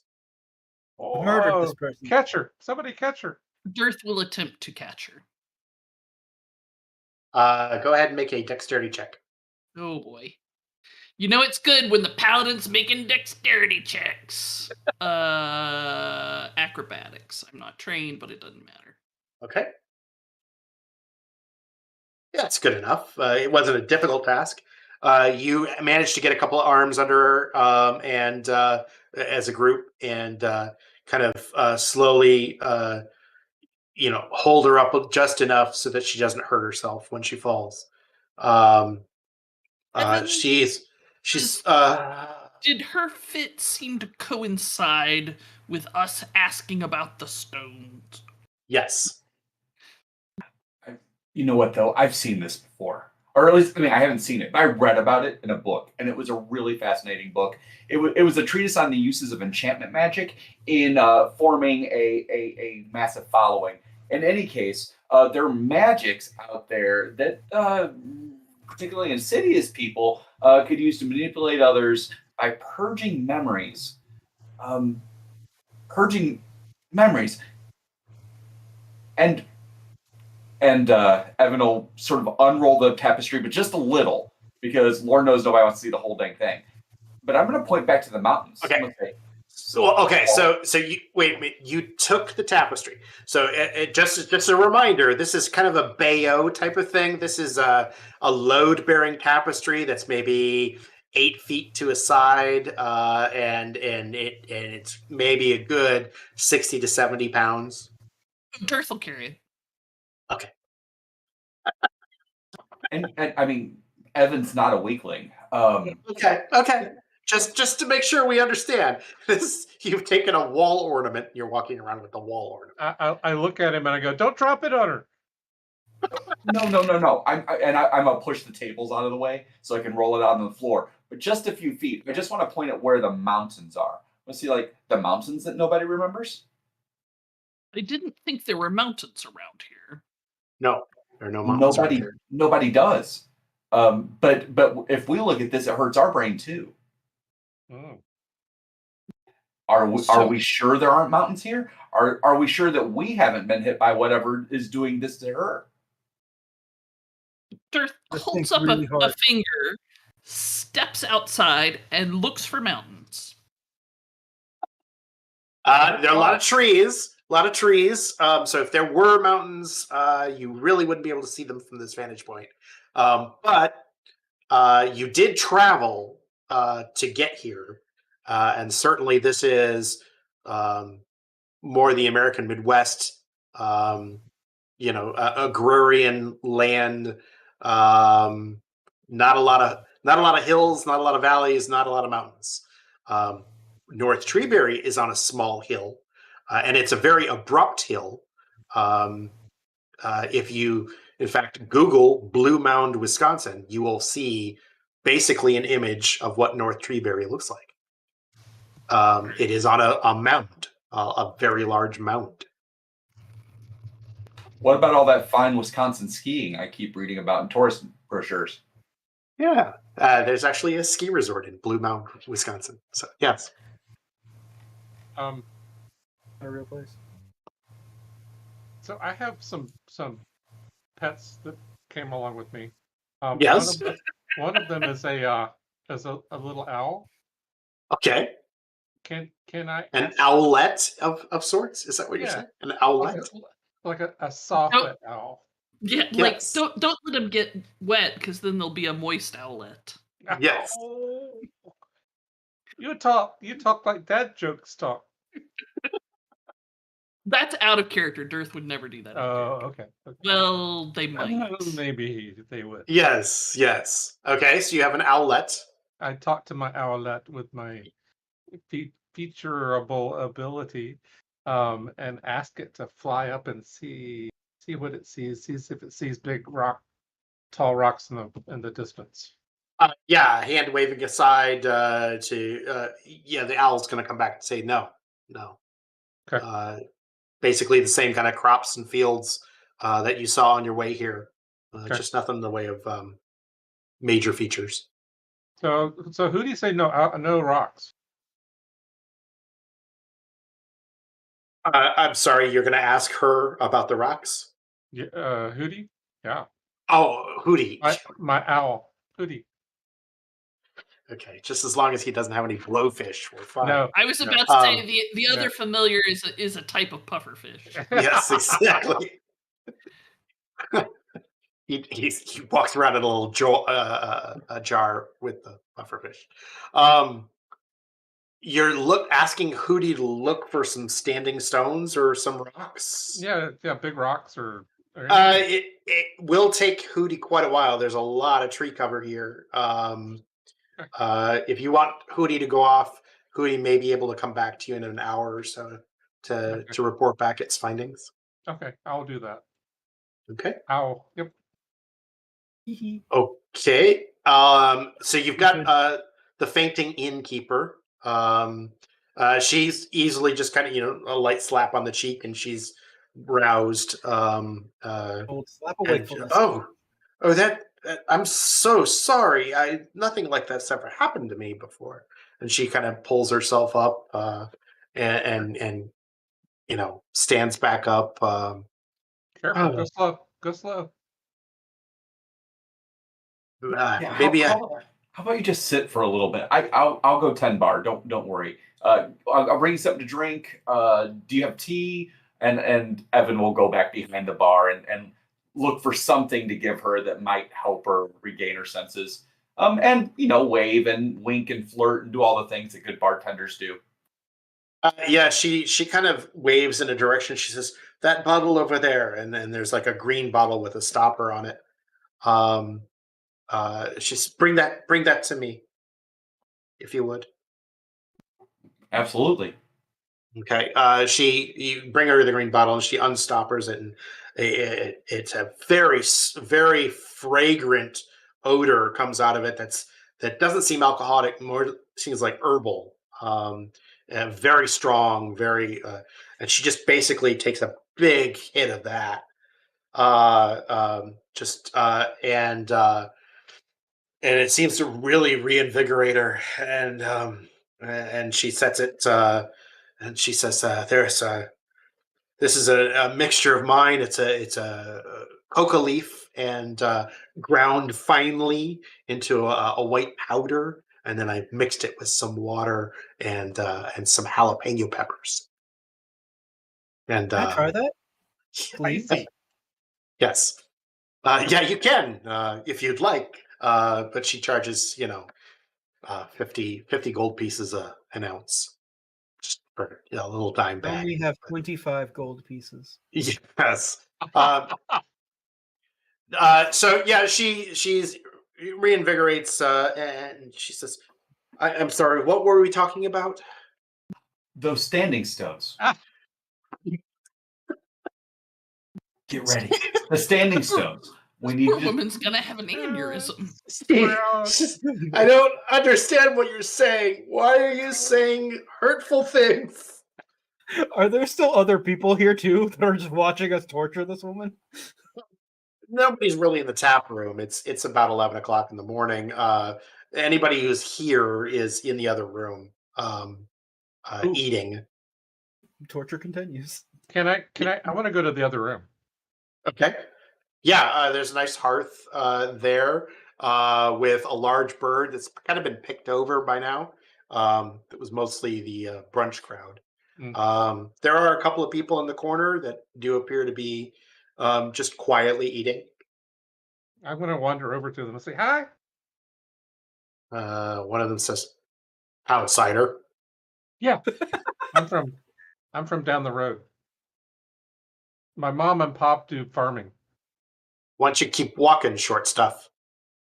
I will soon. I just want to get to the standing stones. Do you know where they are? One of the guys just falls over. The other guy says, What did you say?" Nothing. Never mind. Thank you. I'm going now. Kill everyone in this town. I walk We're back. gonna look in there. Like slowly goes into the other room. We hear some murmuring. We hear thump as a body hits the floor, and then they Yes. come back. And we're gonna look in, and it's just gonna be like the scene from Kingsman where everybody's head exploded. Are children around? Nice. Any So free range kids? I come back and I say I get up close to Darth and I say, I the people in the other room about standing stones, and they fell over. Oh goodness! I'll So handle I think this. so. I think it's a great time right now for us to take a short break, 10-minute break, if we could. I have informed Ted, our man at the controls, that this is a good moment for a break. Let's see if he is paying attention to us. Is he? Hopefully. Wakey, wakey. I only hope that he is not. Ted?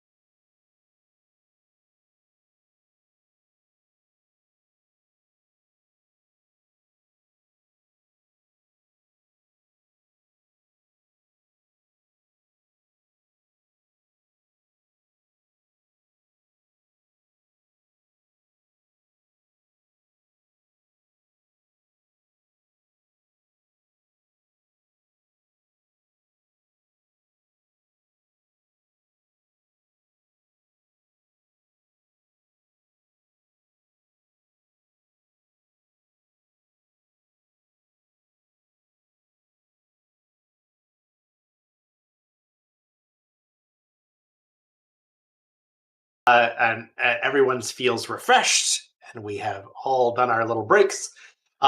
Yes, we all have our beverages of choice. I have my water. When we last left the party, they were amusing themselves, knocking down random bystanders with some very interesting information, in that they don't seem to have a knowledge or a capacity to process the idea of standing stones. For some reason or other, that seems to really knock them for a loop. Besides asking and amusing yourselves with knocking people out with the standing stones, did you guys have any more questions for the innkeeper that weren't related to standing stones? Given the power that mentioning has on these people, perhaps learning more about this boy would be useful. Evan, you seem to have a singular talent for talking to hysterical humans. I count many of them as family. All right, well, if you wouldn't mind being the pacifier of hysterical humans. Okay. Okay. Are you approaching her with some information or questions, or? I would walk back to our employer and say, this whole thing with the is really interesting and all, but I want to ask you a little bit more about the kid. And I'll turn back to Darth, like, yeah. So, you seem to be rather fond of the child. Yes, Dietmar. He was a good, sweet boy. He was underfoot, but never a trouble. He would help his mother with her daily duties, and he would he just brought light wherever he went. A good, ready smile and a laugh. He did have his troubles. I know that there were a number of other children in town that found his nature and his odd appearance, his exotic appearance, to be cause for the sort of things that children readily mock other children for. He was bullied. Yes, he tended to be a target By for both the such kids things. and the adults. Yes. We heard that the adults ran a 10-year-old child out of town like he could actually survive on his own. Yes, I wasn't part of that. That was the elders' decisions. You let it happen, though? There's very little I can do. If I sided with them, they would have focused their ire on me as well. Oh, what would they do? Not have an in? I listen. It's in the past, right? You're gonna have to work through this, but this. If you want your town cursed, like that's the sort of stuff you do to get your town cursed, right? I've got books back at the library with stories about people who treat visitors and people that are staying with them in really bad ways, and then the gods just ruin them.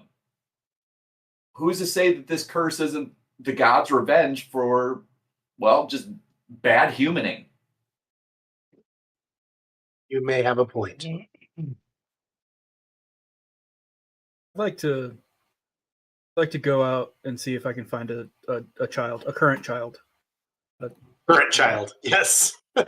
Yeah, they're not difficult to find. They're children running through the streets. They amusing themselves with sticks and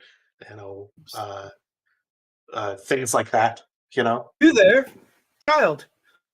Yes, a giggly little girl with pigtails runs up to you and says, Hello. "You look like a cow."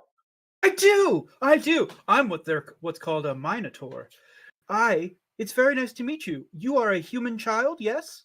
Do your horns hurt your head? I do on occasion, yes, especially when they're Oh. growing. Can I ask Why you do a you question? have a ring through your nose? Oh, it is a sign that I am an adult and ready for my roaming. Can I ask you Okay. a question? Oh, why do you smell like a cow? Because I'm a half cow. Hey. Can I ask you a Okay. question? I don't know. My parents told me not to talk to cows. Very specific thing to have instructed you to do. Do you know anything about the standing stones? He falls over. Oh, children are not immune from this. I go back inside.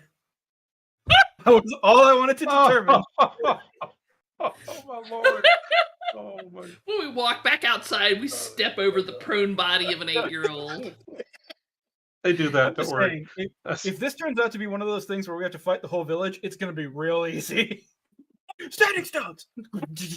I'm just going to write a song right now about standing Yes. stones and play Yes. it with my lute. Yeah. Packed bar, Slumberfest. Yeah. I like theory the it's not out of the question that you're going to be fighting the whole town. I like that idea. We already know that the town's full of bullies. The theory that I was testing there is that some of the older folks in town seem to be having memory issues, and like maybe this is a curse that takes time to establish itself. But if the 8-year-old girl just fell right over, oh, guess not, and also not strong enough for the herd. Bye. All right. Did you have any other questions for the innkeeper? You have some other farms that you could check out, or you could wait for the owl to come back with the owl's report. There is one very important question I want to ask.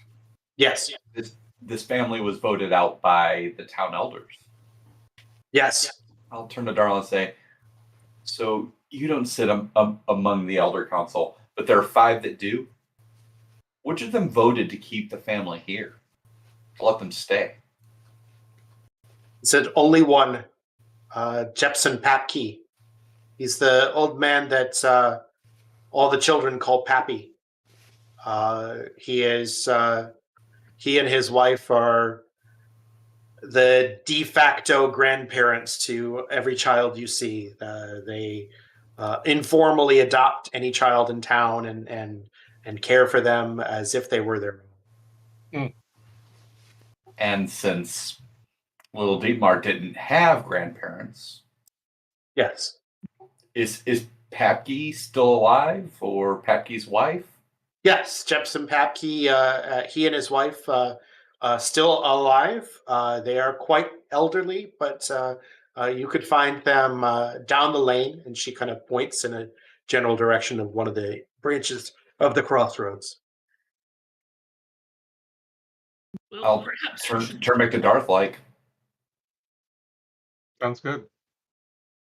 Okay, so heading to Papke's. Yep, and it's just for the record, it's Dearth, Dearth, which Google Captions only reads as Darth. Dirt. I saw dirt before, but yes. Yeah. Papke's are not difficult to find. In fact, there's a little sign out front of their house that shows a little kind of a sunrise and the Papke's. The house has some nice potted plants around the outside of it, and backs up against fields of apple trees, just like you might expect anyplace else here in town. When we came inside, was there any Kiwis. commotion about there being an unconscious little girl in the street? She picked herself up and dusted herself off by the time you came outside. She's off playing with sticks. The Dearth would have had a commotion if they had stepped out over a prone child's body. As we walk to the Papke house, are there apple orchards there as well? Yes. And are they in as bad situation as those with the griffins? Go ahead and make a perception check. If only. Hey, Mark. Yeah. Dirth will lift Slokey up so that she can see the trees up close. Okay. So I think that is probably worth an assist. Does that sound about right? Okay. Yeah, that's worth an assist. Let's try. We like assists. Yeah. They are cold tonight. Man. Wow, you need to get this out of your system, buddy. Oh, it's not like I can microwave them. Yeah. Sure. It's not difficult to see that the apples on these trees are healthy. They do not appear to be molested in any manner. They look, and as you pass, you almost feel compelled to reach out. They look good enough to eat right off the tree. Okay. I tell my friends here what I see, and these are happy apples here. I'm beginning to suspect that we don't have a rat problem. I believe we have a bullying problem. You mean like As you approach the Papke's house, you see there's a long porch, kind of a wraparound porch around the front of the house. The house is a 2-story house with a very nice gabled porch area. There do appear to be a few children sitting up on the porch, talking and merrily eating away at what appear to be caramel apples. As you are walking up, an old man comes out of the house onto the porch with another tray of what look to be more caramel apples. This is what, as a reminder to everyone, these are reference images. These are not. These are copyrighted images. And here's the old gentleman that you see exiting the house. And he's got a smile on his face and a tray full of caramel apples. And he approaches the children. And they both take another apple. And 2 more children just kind of bustle their way past you up the path to the house, skipping as they with their sticks and running up and squealing, "Pappy, Pappy, I want one! I want one!" And he bends down and hands them each an apple. And then he notices you, and he says, "Oh, visitors! Biddy, we have visitors!" And you hear a woman's voice from deeper in the house. "We always have visitors." And he says, "No, these are big ones. These are new ones." And he puts the tray down, and he comes out and holds out his hand in greeting. Oh, I run up and hold his hand. He shakes your hand and he says, "Welcome, welcome. I am Jepson Papke. It is wonderful to see you." I'm Slokey. Slokey, well, aren't you a fine little woman? I should say, would you all like some refreshments? We have some wonderful cider up here. My wife puts a sliver of lemon right on the edge of the glass. It is an amazing thing. Oh, yes, please. Actually, can I have one of the apples too? Of course. Come on up. Thank He you. ushers you up onto the porch. Slokey ignores the rest of her group and runs and grabs an apple. Yes. Slokey, there's something odd about the railing of the porch. Is there now? Yes. I look hard at it. You look hard at it. Can I Does it get give me a headache? No. Can I get an investigation check there, Slockley? Ooh, And yeah. are you gonna say anything to your friends before you do that? Are they close enough? Yeah, yeah. Hey, what? Something's wrong with this railing. What? Do y'all see this?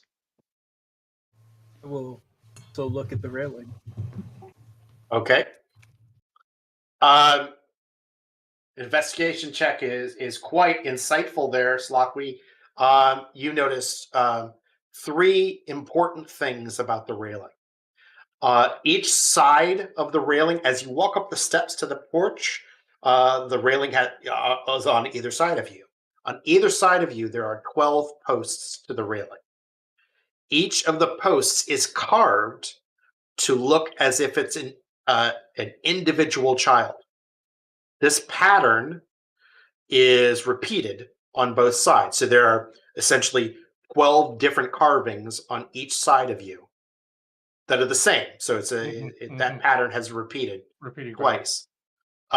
The carvings are very detailed, and they look like happy children.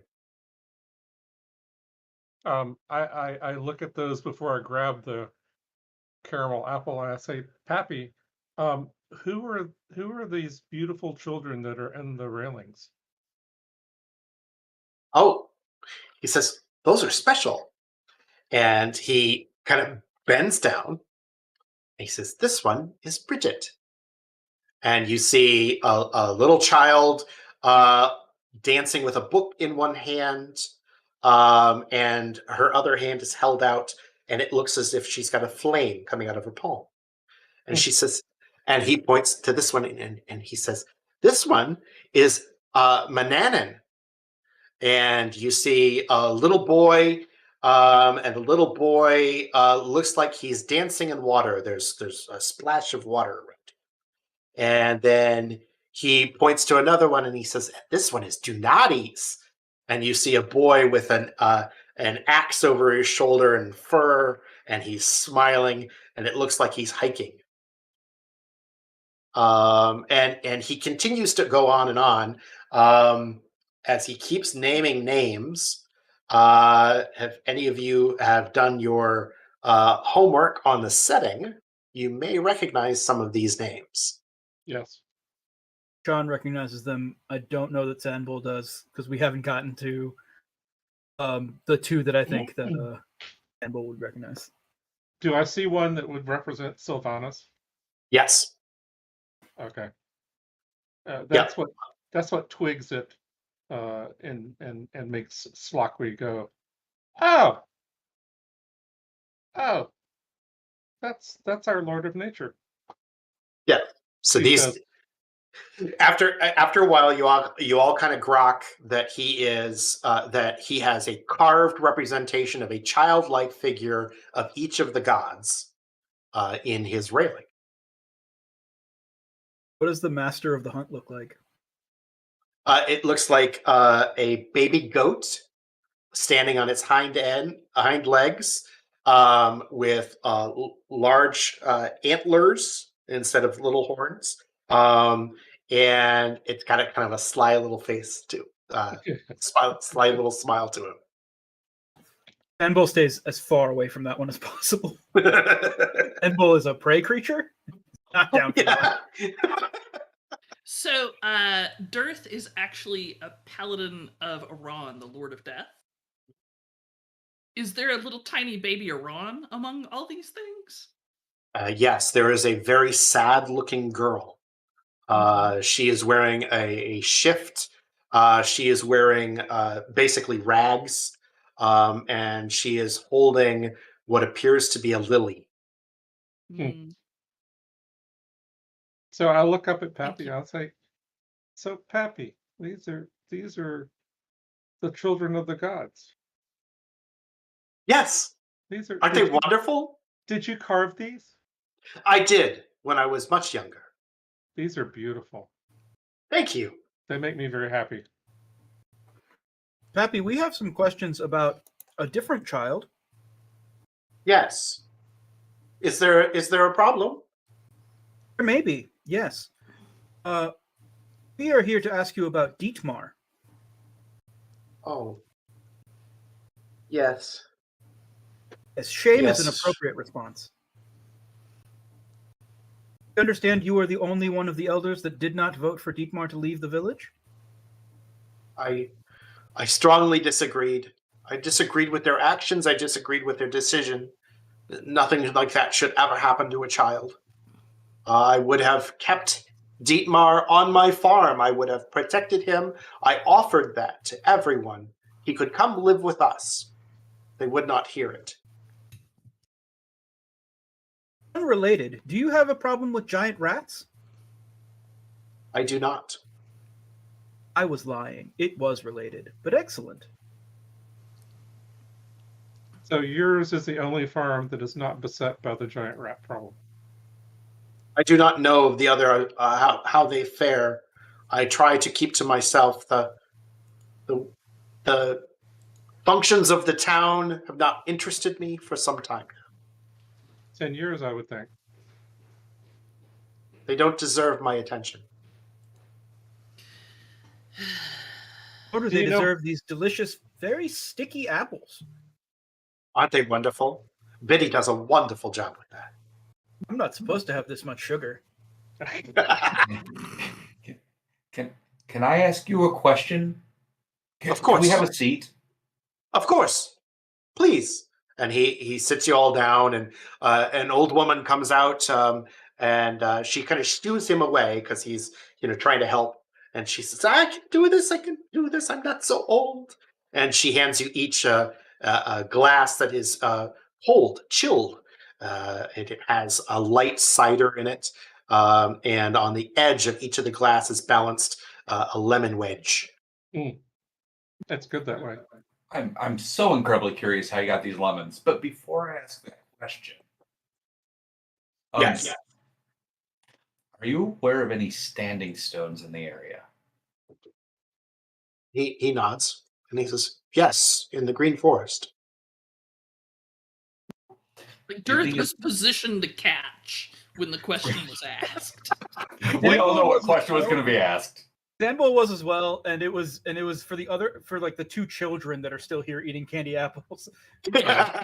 They collapse, or is this a safe place? They don't seem to be impacted. No.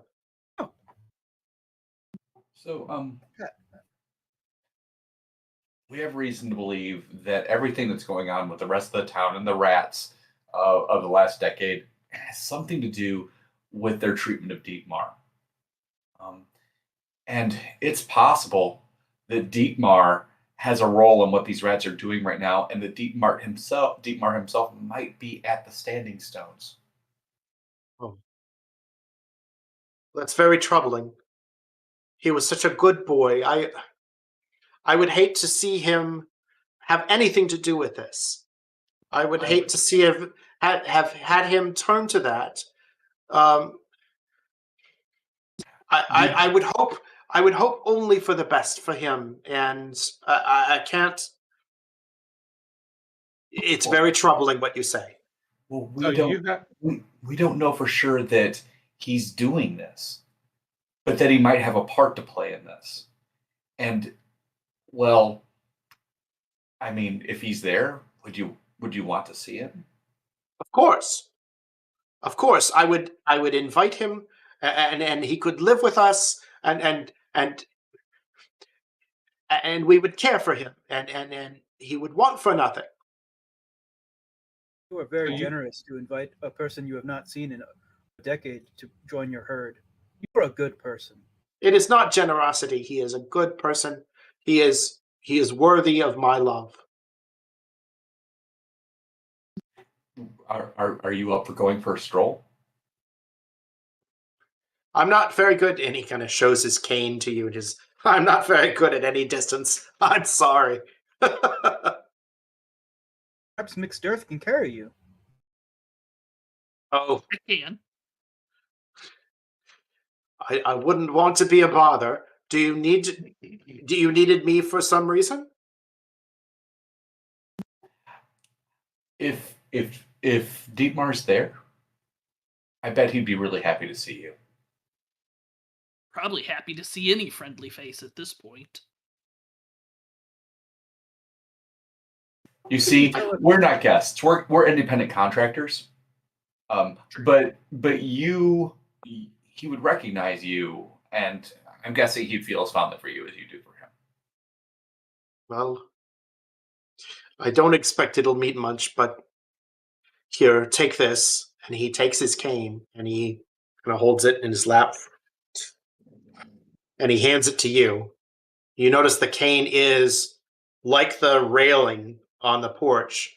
It's intricately carved. It looks like something that he may have spent decades whittling in his free time. The detail level is just amazing.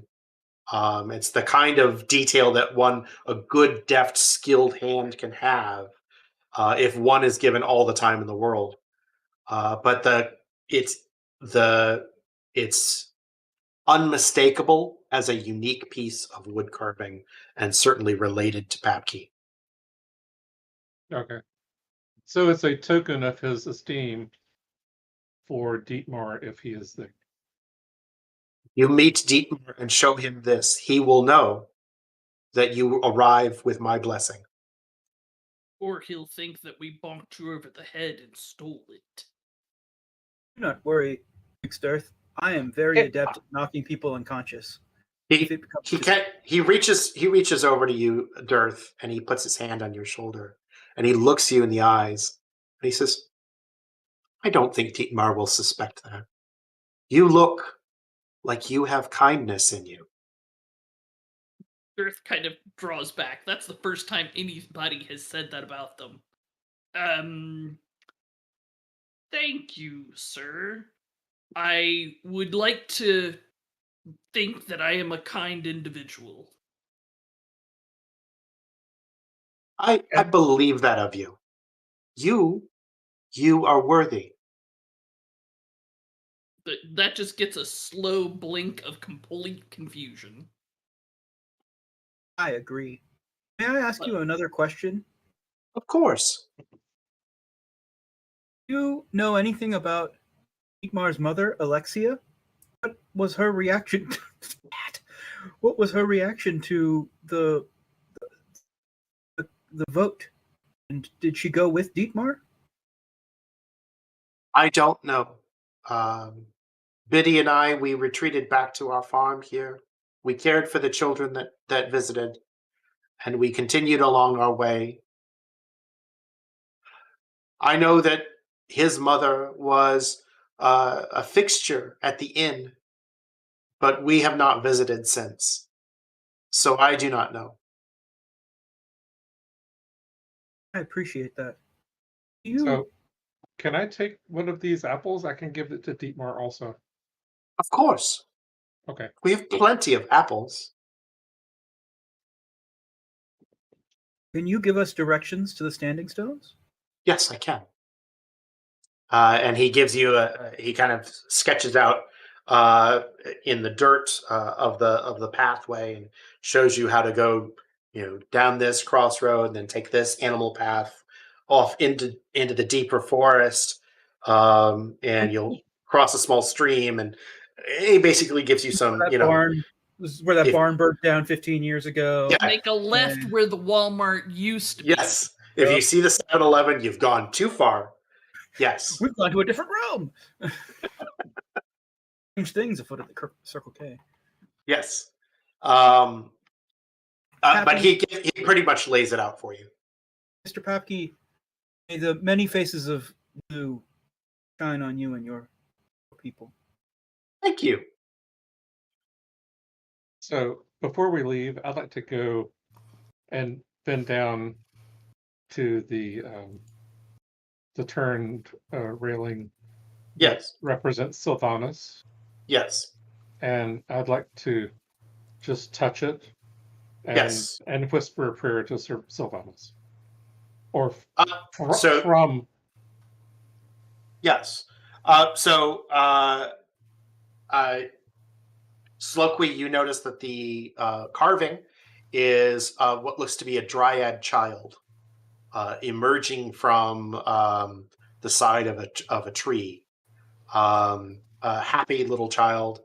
The mirth is just evident, and as you make that prayer, you feel a warmth, you feel a response. And then I walk off. Okay, all done with Pappy. You want to continue on to the forest? I have Okay. so much caramel in my face fur. It takes you guys about 3/4 of the day to get to where Papke has sent you into the forest. It is, by the time you get there, dusk, and with the tree canopy, it is quite dim. The stones that you find are in a small clearing at the end of an animal trail. You find 6 stone pylons, and before you ask, there are no slee stacks. Spaced evenly around the edge of the clearing. However, even though this is a clearing, the area is extremely overgrown. I'm going to move you over. There are 6 stones, even though this map does not have 6 stones. Everything is lies. Yes. As we're approaching, is there normal forest sounds in Yes. this area? Okay. Yes. The stones themselves. So while this map, once again, a nice map here from Dynamic Dungeons. They have a Patreon. Tomas is an excellent artist. We do have 5 standing stones with the 6th standing stone on its side on the ground. Each of the stones appear to have some sort of rune on it, and those runes are glowing.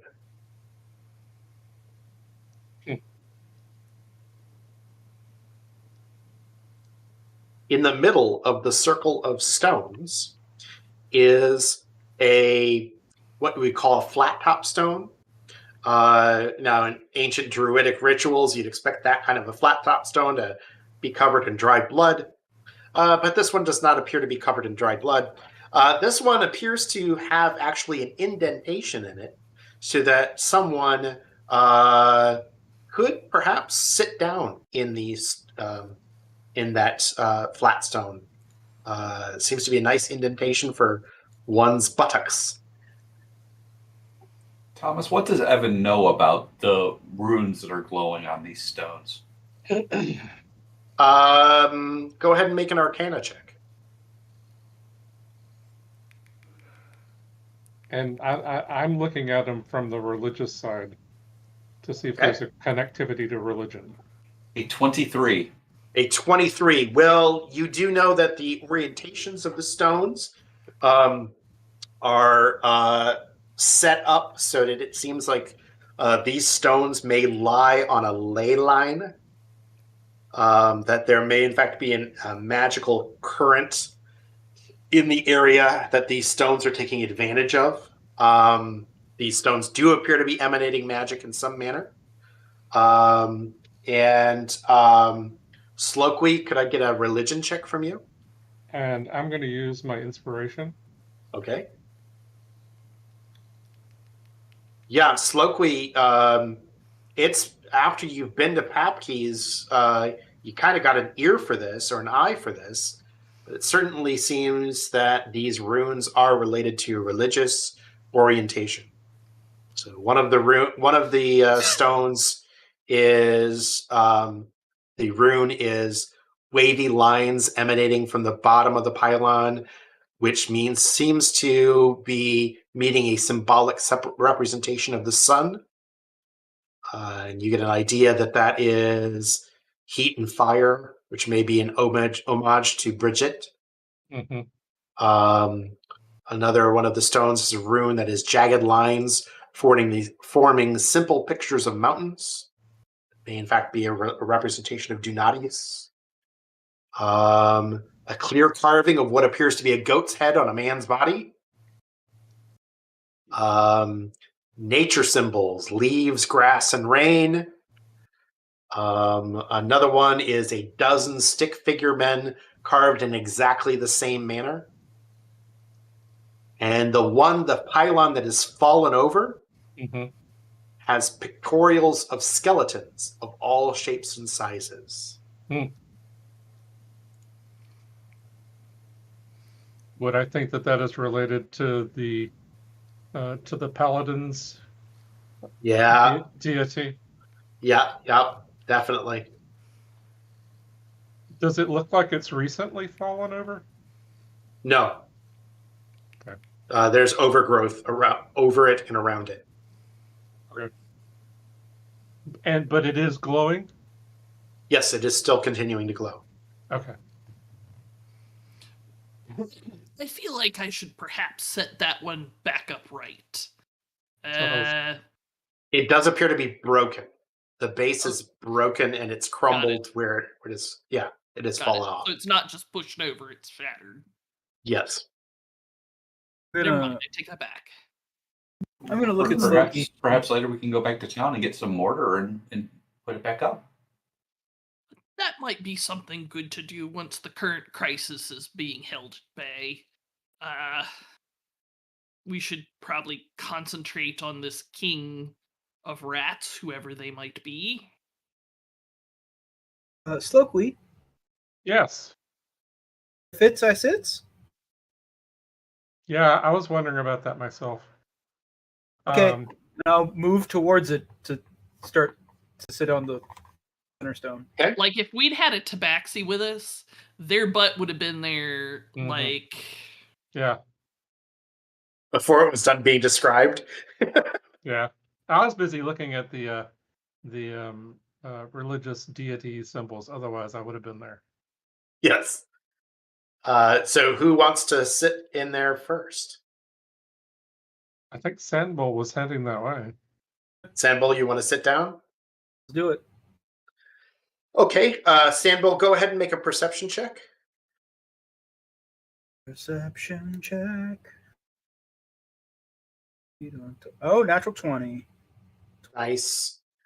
Sandbull, you immediately recognize as you sit back down that the chair has a swivel to it that you can kind of move with your legs and turn yourself pretty easily, just like my office chair here. And that it seems to make a subtle clicking sound as you kind of turn and face each of the pylons. And So almost as if there's a groove there where it's kind of clicking over a groove. And this, Your Honor, was why Sinbul was so nauseous, because they had spun themselves around on the chair for 30 minutes.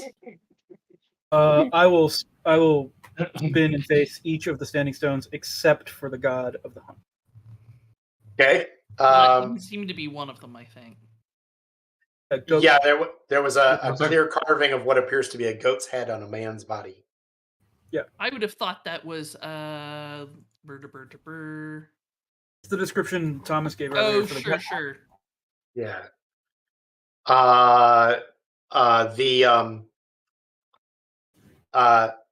So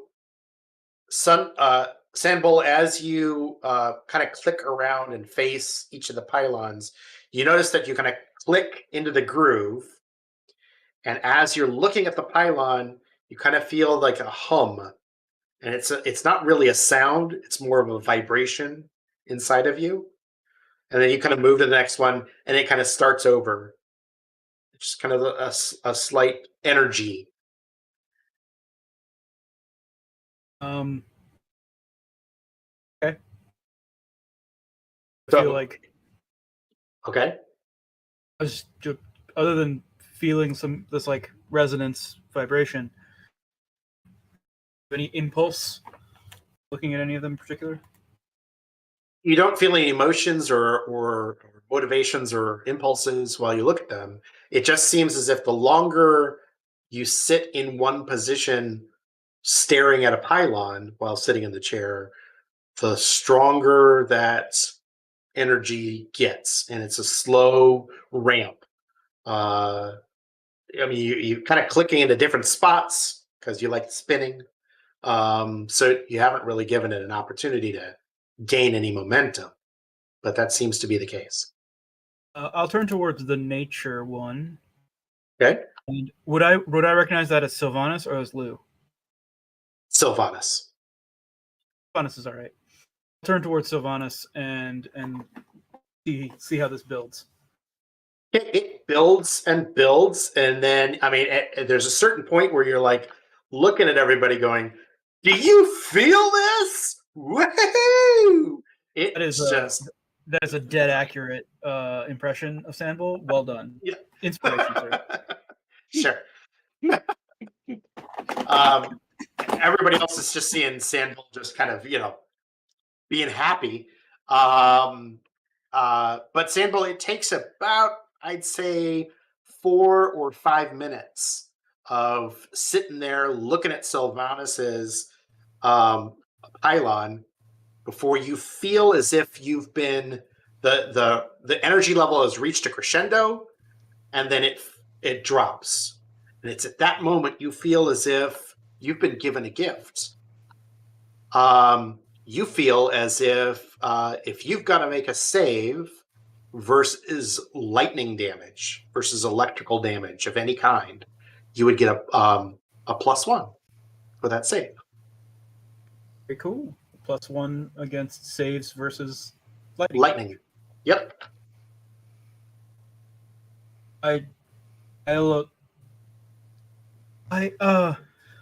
That's the vibrational resonance built to a point and then seemed to reach some sort of climax, and now I feel like maybe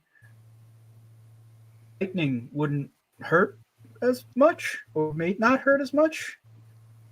Do any of you have any lightning? Not with me. Left it back in the cart. Yeah. I mean, Hello, stranger. Dearth looks up. Is it cloudy tonight? Yeah. Some people know shock and grasp. I don't know. All right. Well, does anybody else want to try the interesting vibrating swivel chair? It reminds me a lot of the Me.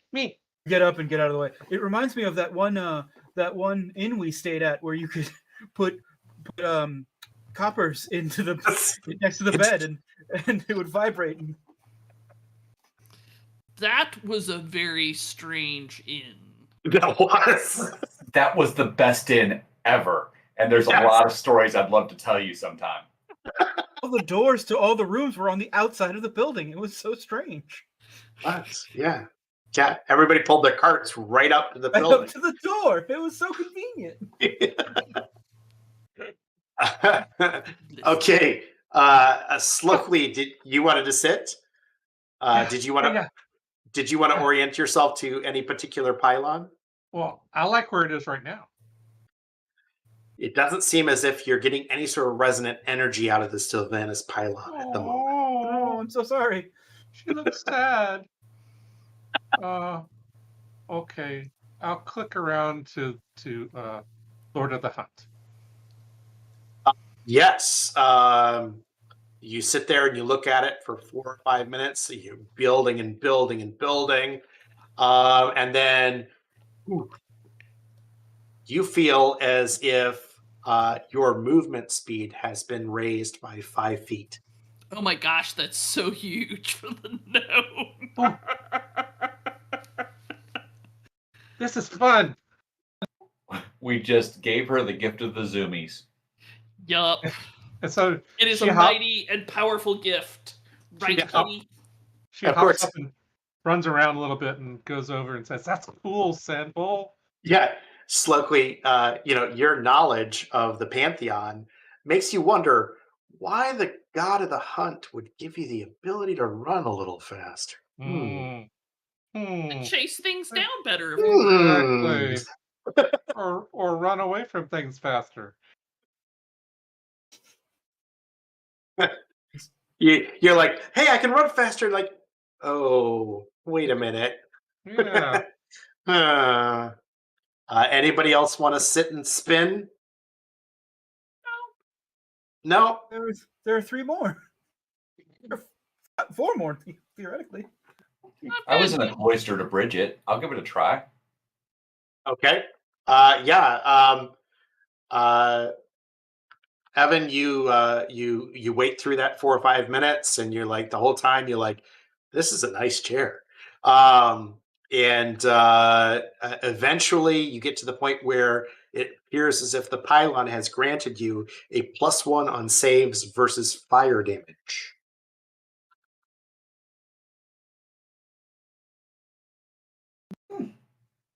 Yeah, inspired. If Dearth doesn't want, I'll pick one of the remaining.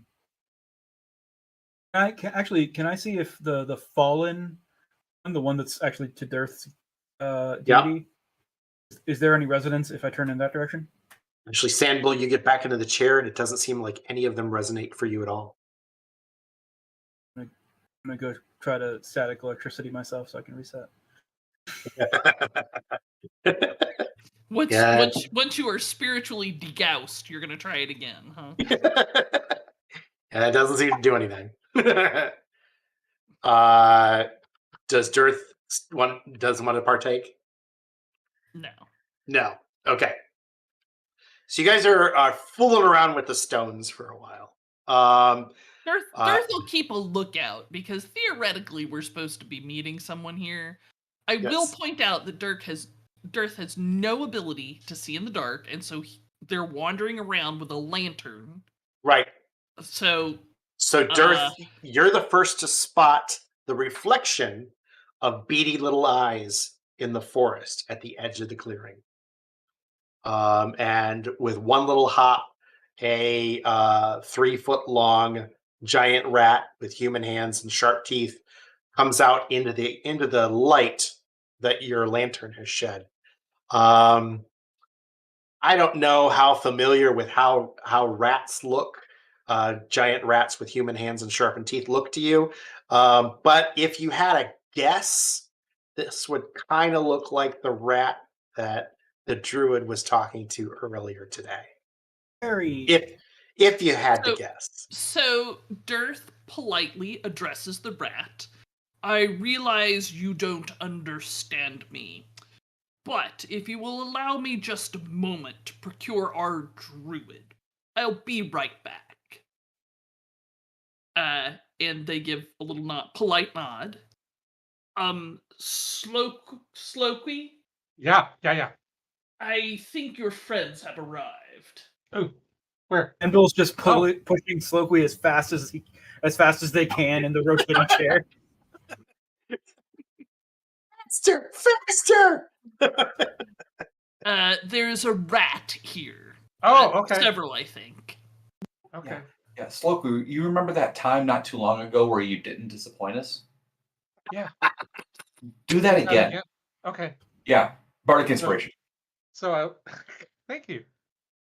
Do I see the rats now? Yes, you do. Yeah, Darth has the lantern raised, and you can see that at the edge of the forest there seems to be probably half a dozen rats back in the tree cover. But the one that you recognize that you named Boss Man is out in the clearing and is looking at you expectantly. Okay. I will cast Speak with Animals again. Okay. And I will say, "Hey, Boss Man." Hey. We followed the little lights in the sky and came to the stones. What did you do with King? Why is he not here? I don't know. We just got here and nobody's here. It's just the rocks that glow. I don't know where King is. King was here. He was right here, and he kind of points, and you notice now, right along the edge of the clearing, there's a little lean-to made out of sticks and some cloth, and it's kind of tucked away in the overgrowth. It's empty. There's nobody in it, but it does appear to be some sort of makeshift shelter.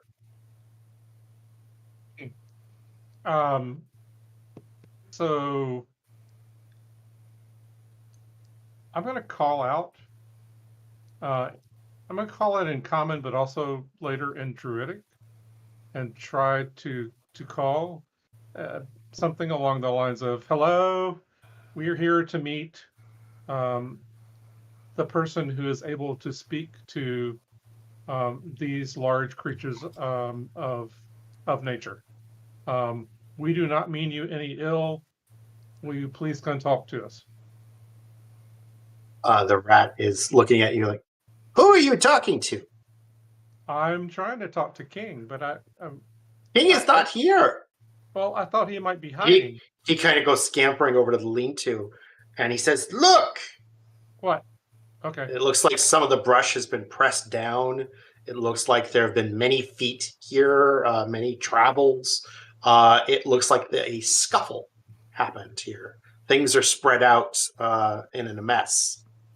Scuffling, you say? A scuffle. That's not good. A kerfuffle of a scuffle. Do I see like tracks that lead away from here? Any of you have any decent survival skill? I have. I have a positive modifier. Yes, I have a non-zero modifier as well. Oh, hell, I'm trained in it. Oh, Girth, if you're trained in it, why don't you go ahead and look at that? Girth is like, well, these tracks lead right off here. So, Girth, you notice the nature of the tracks appears to be giant rat tracks. So half rodent tracks, half weirdly human-like paw tracks. All right. And there's a lot of them, and they are dragging behind them a body. So it looks to me like something rather. Oh, pardon me, wrong voice. It looks to me like something rather rat-like scuffled with a humanoid here, and the humanoid was dragged off that way. Is there like lots of blood in the trail where I think they were really torn up? It's not difficult to find traces of blood, but gathering how much damage is not really something you can tell. All right. okay. So I tell Boss Man what we found. I say it looks like maybe some people like you fought with the king and then dragged him off. It looks like King is in trouble. King is in trouble. Yes, we need to try to go save him. Perhaps, Slokey, they would be able to track, either by scent or other means, the path that these other rat creatures took. Okay, I will translate to Boss Man and ask him if he can do this thing. We can smell King. Yes, we will follow King's smell. You follow too? Yes, we all go. Okay, because if King is in trouble, then you have to save King. We will help you. Yes. Get out my knuckle dusters. We will help. They understand me? No. No. They have to be. Oh no, that was the Slokey. Yeah, that was to Yes, through Slokey. Yes, and then they nod at you. Yeah. Big One says he helped. Yeah. They start sniffing around on the ground as a group. They kind of act in concert. It's kind of weird how they all kind of act together. But then they all get a kind of latch onto the scent. Boss Man kind of motions you on. Come with us, and they lead you through the forest. It is a harrowing travel through the forest because there's no trails where they're going. They are simply following the scent, and it's a very direct path. They end up taking you to a farm. This is an outlying farm building that looks run down. It looks unused. In fact, there are two buildings out here. One looks like it used to be a residence, and one like it used to be a barn. Neither one appear to be occupied, but as you approach, you sense that there is somebody inside the building that used to be a residence.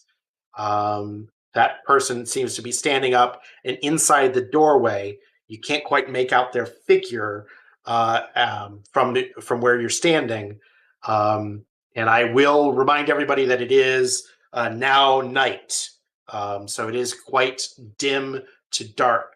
The moon and the stars are out, so I'm going to put you on this new map. The new map is well lit, but just use your imaginations as far as the lighting situation goes. So let me move you over there. As a Earth will, of course, have a lantern. Right. And as a forest gnome, I can see well up to 60 feet. Right. So you've got two rundown buildings here, a little bit of a rocky outcropping there behind the buildings. This building here, it looks to have been a barn or an outbuilding of some sort. This building here has no roof. It just has four walls and a bit of a porch area and a doorway. Just about right here is where you can see that there's something inside the building. And there's no light coming from inside the building? No. Okay. Well, as a rather tall, light-bearing piece of architecture, I will start moseying in that general direction. And I will go, Suggestions on how we should address this person or thing or whatever? can I still, has it been short enough that I can still talk to Bossman? Yeah. Yeah. Okay. I tell Bossman, I say, we're gonna try to go in and see what's going on. Don't, what? I don't know what that is, but that is not king. I understand. Don't go. It's dangerous. Don't go. We have to be brave. It's when you Don't- do something even though it's dangerous. I'm scared for you. It'll be okay. So you've all seen the figure. So when it makes itself known, you are not surprised. However, it does desire that you roll initiative. Uh-oh. Select your token first. Yes. Make sure to select your token first. Oh, sorry, I said that out loud and I'm not muted. That was Sean reminding Sean, because Sean's bad at that. Yes. Okay, we've got Evan, Dearth, and Sandbull. Slokely, did you also roll? I clicked, but it didn't. Hold on, let me try again. There we go. Let me try it once. Oh, but it looks like you didn't. You weren't clicking on your token. So I will just add you to the tool at 8.14. Okay, and we are going to go ahead and sort the initiative. That thing is going first.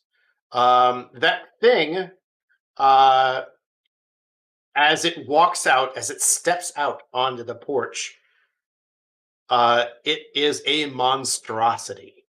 It appears to be a humanoid, but it also appears to be formed of many rats. Each of its muscles is another rat body, and the rats appeared to be kind of squished into each other until it's all one continuous creature made out of rats. It's I mean, you kind of like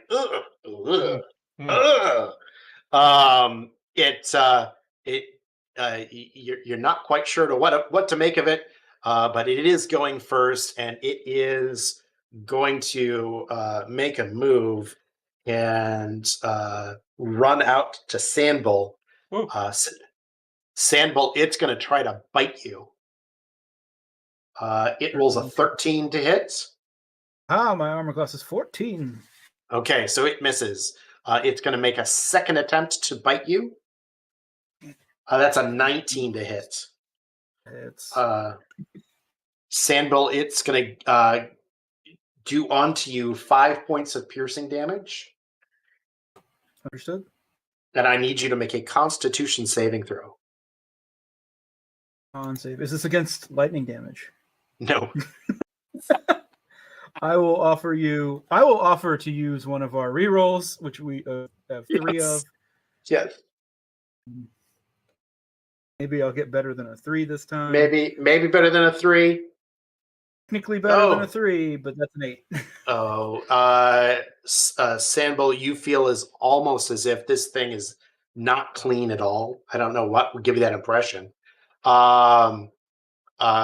You feel I don't know. You feel like it's like flu symptoms. Like maybe only 0.1% of the population might have a problem with this, but you feel as if the impact of this disease that you've just now contracted is infecting you with 1 level of exhaustion.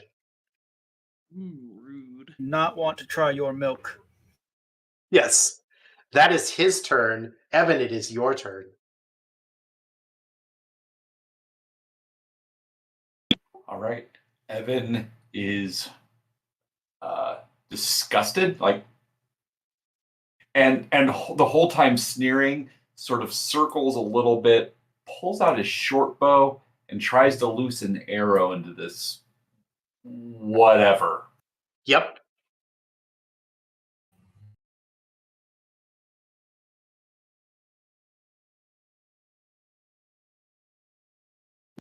And knowing that I need to do this, I'm going to do it with inspiration. Okay. Thank you, nice sharer, but a 9 is all I'm going to come up with that. That is a miss. Yes, he seems to be naturally armored with rats. The grossest armor. Yes. Rats are sweet. Now you only moved a little bit. Do you also want to move a little more to adjust, or is that your turn? I will continue moving a little bit to strafe. Then I will dart between here. Okay. Darth. Okay. So Dearth is currently armed with a lantern and a shield. So he will step here so that Sandbull has somebody within arm's reach. Sean, when Dearth looks at Sandbull, would Sandbull appear quite wounded, slightly wounded? Yeah, You can actually see his health bar right there, right? I know, but that's meta knowledge. You don't know the numbers, but you can see that Sandbull's fucked up. Yeah. Right. So in that case, Dearth will put one of their big paws on Sandbull's shoulder, and Sandbull can feel the power infuse his body. Understands that now is not his time, and the Lord of Death has not called him. Therefore, he should remain steady. You will heal 4 hit points. Nice. They for all of those, but I appreciate it. Oh, I'm so sorry, Sean. They, yes. Okay. And is that your turn, Girth? It is. Okay. Slokey. Slokey sees what's going on, but is also worried what's going on in the house. It being within her 60 feet of sight distance, Yes. can she see into this ramshackle house at all? She can see through the doorway. It doesn't seem to be anything in the immediate doorway. Okay. There are walls on the house, just not a roof. All right, so she is going to move over to here, and then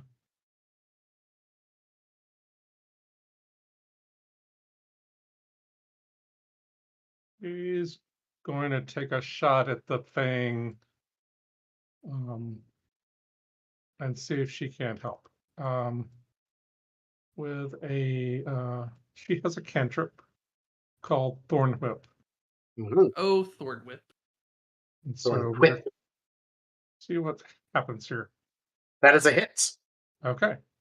Then she will do some damage, but will not be pulling the creature. Actually, you should probably pull the creature. Go. Towards me. Oh, away from Sandbull. Mm. Yeah. Yeah, I can move it. I think it's 10 feet. I can move it. Symbol's a What? monk. Symbol's a monk. Symbol's just going to close with it next turn. Oh yeah, but he pulls it away. He could give it an opportunity attack. Unforced movement. Oh, forced movement. Sorry, yes. You want. You're the DM. Sorry, I forgot. Well, Wasn't so- from games here before. Oh, it's unforced movement. Okay, got it. Then I So will 5 leave points. It, Yes. yeah, Okay. I will leave it where it is. Okay. And I will talk into the, at least talk into the ruins and say, is there anyone in there that can hear me? Go ahead and make a perception check.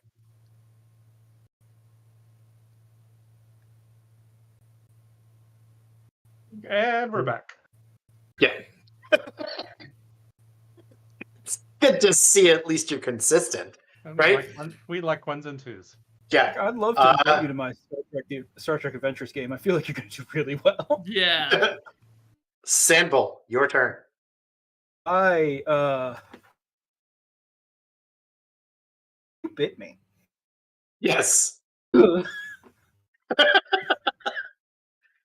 I'm skinning this as a punch with knuckle dusters, but I'm attacking with a mace. Sure. They, I thought you were going to say something like, mess with the bull. Make any sense for me? 23. That hits. Ooh. If it doesn't, then I'm leaving. It arbitrarily misses on a 23. So yeah. 4 points of bludgeoning damage. It seems so. Then, go ahead and go when you do that damage. Sandball, can you also make a perception check? I can certainly try. 18. It seems to have a greater effect than what you were expecting. Like, wow, when I did bludgeoning damage on that really did enough. That did some good work. So, as with the bull, you get the unarmed strike with my horns.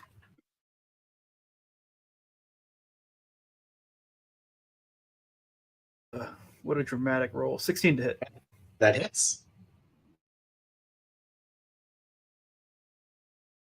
And I will offer you 8 damage this time, and I believe that's piercing because of the horns. Piercing damage. Okay. Is that your turn, Sandball? Still don't want to try your milk. Yes, no rat milk for you. Okay. It's this his. thing. Yeah. This thing. Oh, let's see, what is its intelligence? It's not stupid, but it's still confused. It has 2 opponents, 1 to 2, 3 to 4. Yeah, it's going to turn toward Dearth and try to bite Dearth. That is a 10. That is a 10 to hit, and a crit hit. Uh-oh. Dearth. Dearth, that is 8 points of piercing damage on a crit, because I don't roll well on damage. And I need you to make a Constitution saving throw. All right. I'm good at those. Not really. Do you have any resistance to disease, being a paladin or I am going dragonborn? to use one of the rerolls. Okay.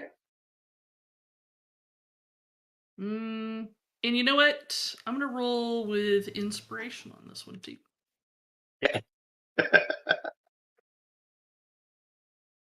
Yes, you appear to have managed to avoid whatever diseased crap he's got in his teeth.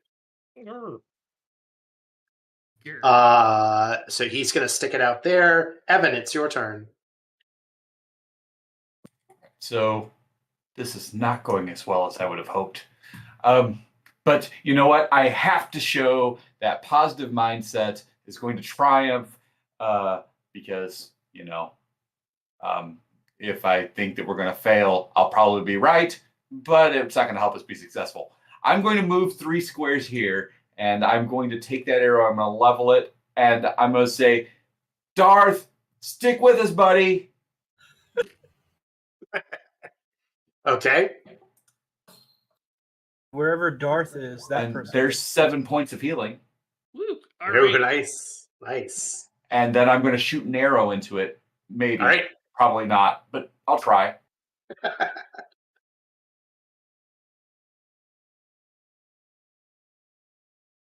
Ooh, this is a good roll. A 23. That's a good one. Yeah, 6 points of piercing. That'll do. Ooh, I feel successful on this turn.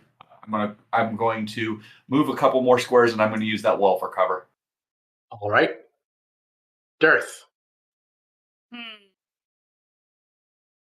Well,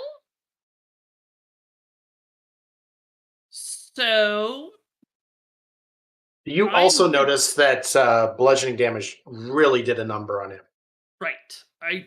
I don't have any bludgeoning damage. So Ah. what Dearth will do is they will shift to here.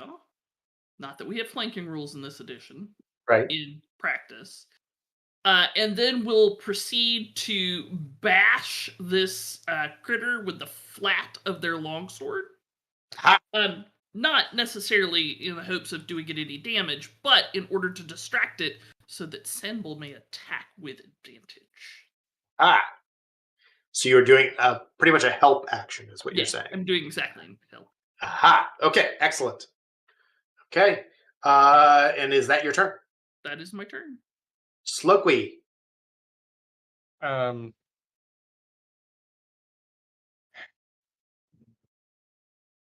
I'm going to attack again, Okay. and then I'm going to move after I attack. So I'm going to try to hit him. That is a hit. And so it will take some 2 Whipping. points of piercing damage. 2 whipping points of damage. Yes. And then I'm going to head into up here onto the porch Yep. and try to see if I can see within. Yes. From this vantage point, you can easily see that there's a body in there, trussed up.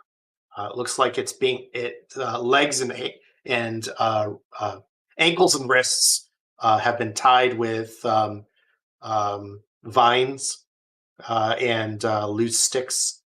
And it does appear as if it is also it is a human of human size, but you can't make out the face, or you can just basically see from this vantage point that it's tied up. And moving, breathing, Does appear to be breathing and moving, yes. and nothing or no one or no creatures in the room with it. No. Can I get to it with the remainder of my motion? You can step into the building at least, yeah. Okay. Object interaction, I would like to step in and take the potion of healing out of my belt Okay. in order to use it on the next turn if it Right. looks like he needs healing. Sure. Yeah, you can. As you get closer, as you stepped into the building and get closer, you notice that it's the human's mouth is stuffed with branches and leaves. Okay. Also, you can get a look at him.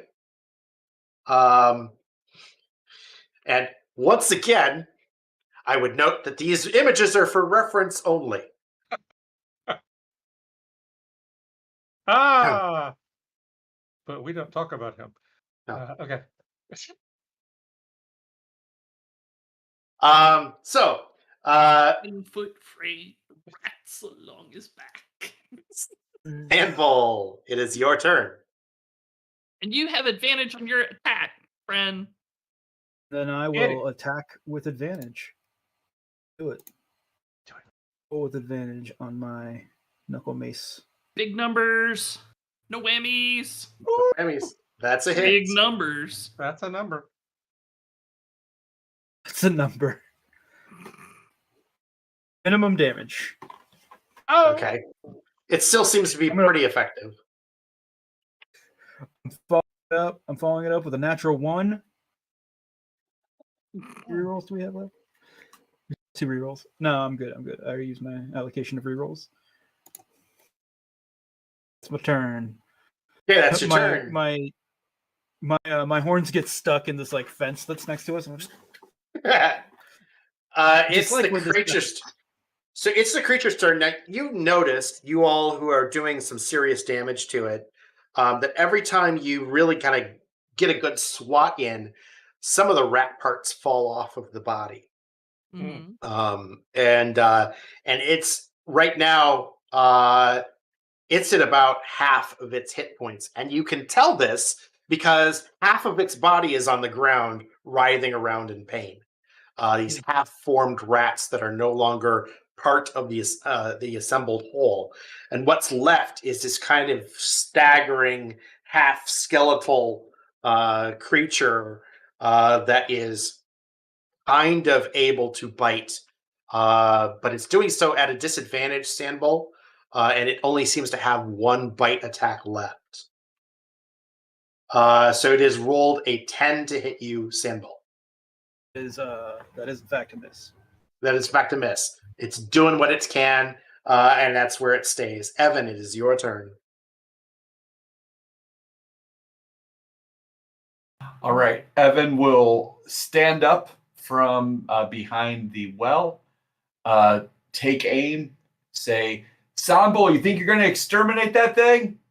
And then let loose an arrow while letting loose a bardic inspiration for Sanbo. Woohoo! We use this Georgia Blue Beholder die as hero inspiration. It's right here next to me. Oh, the Georgia Blue Beholder benefit. George the Beholder.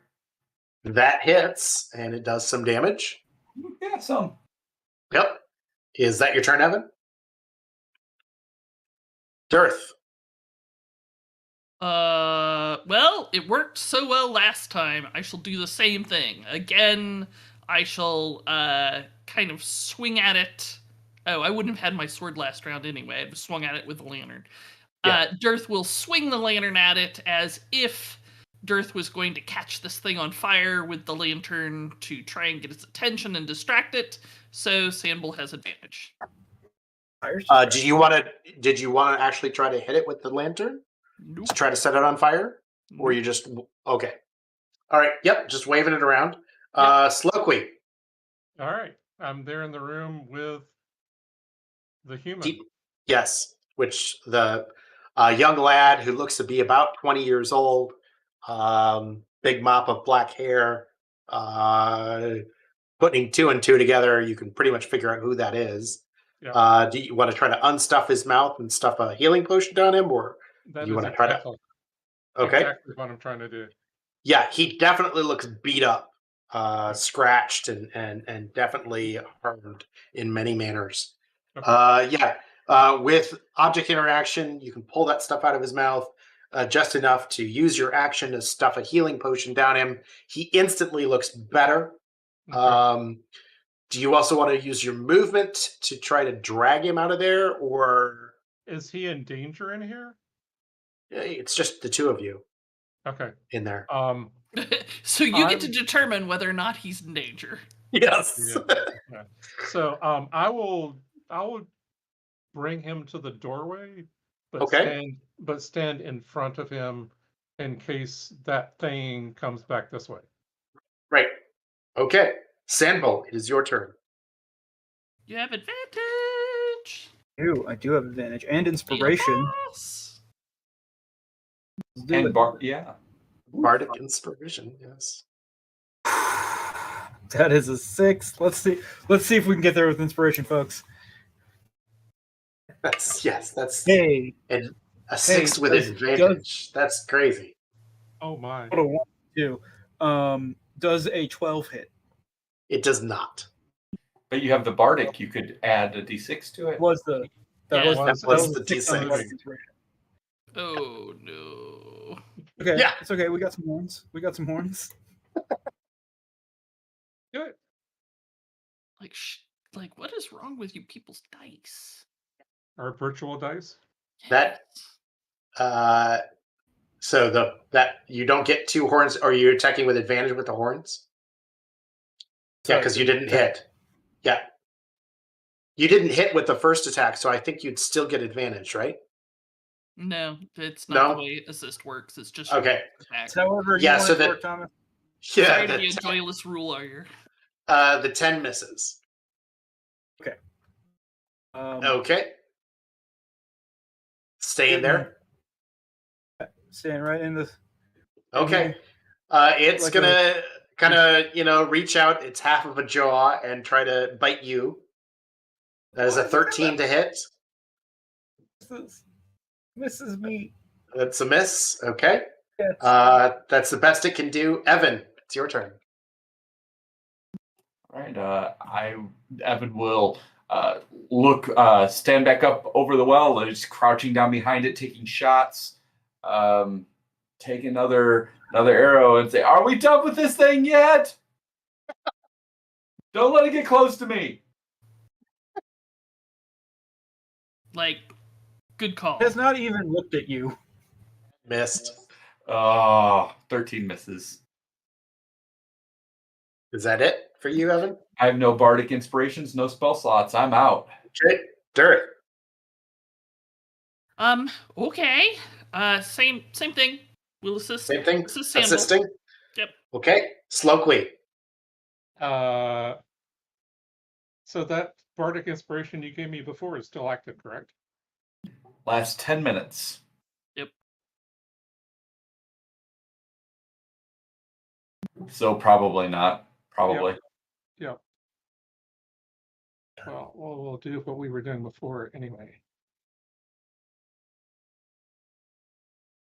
Nice. 15 hit That hits. Yep. and 6 damage. Yes. At least it's not a perception check, right? You seem to be doing good with Yeah. that thorn whip, but yeah. Okay, that's your turn, Slowly. That is all I got. I mean, I'm making sure that he's still breathing okay behind me. Right. Sandbull, it is your turn. Be awesome.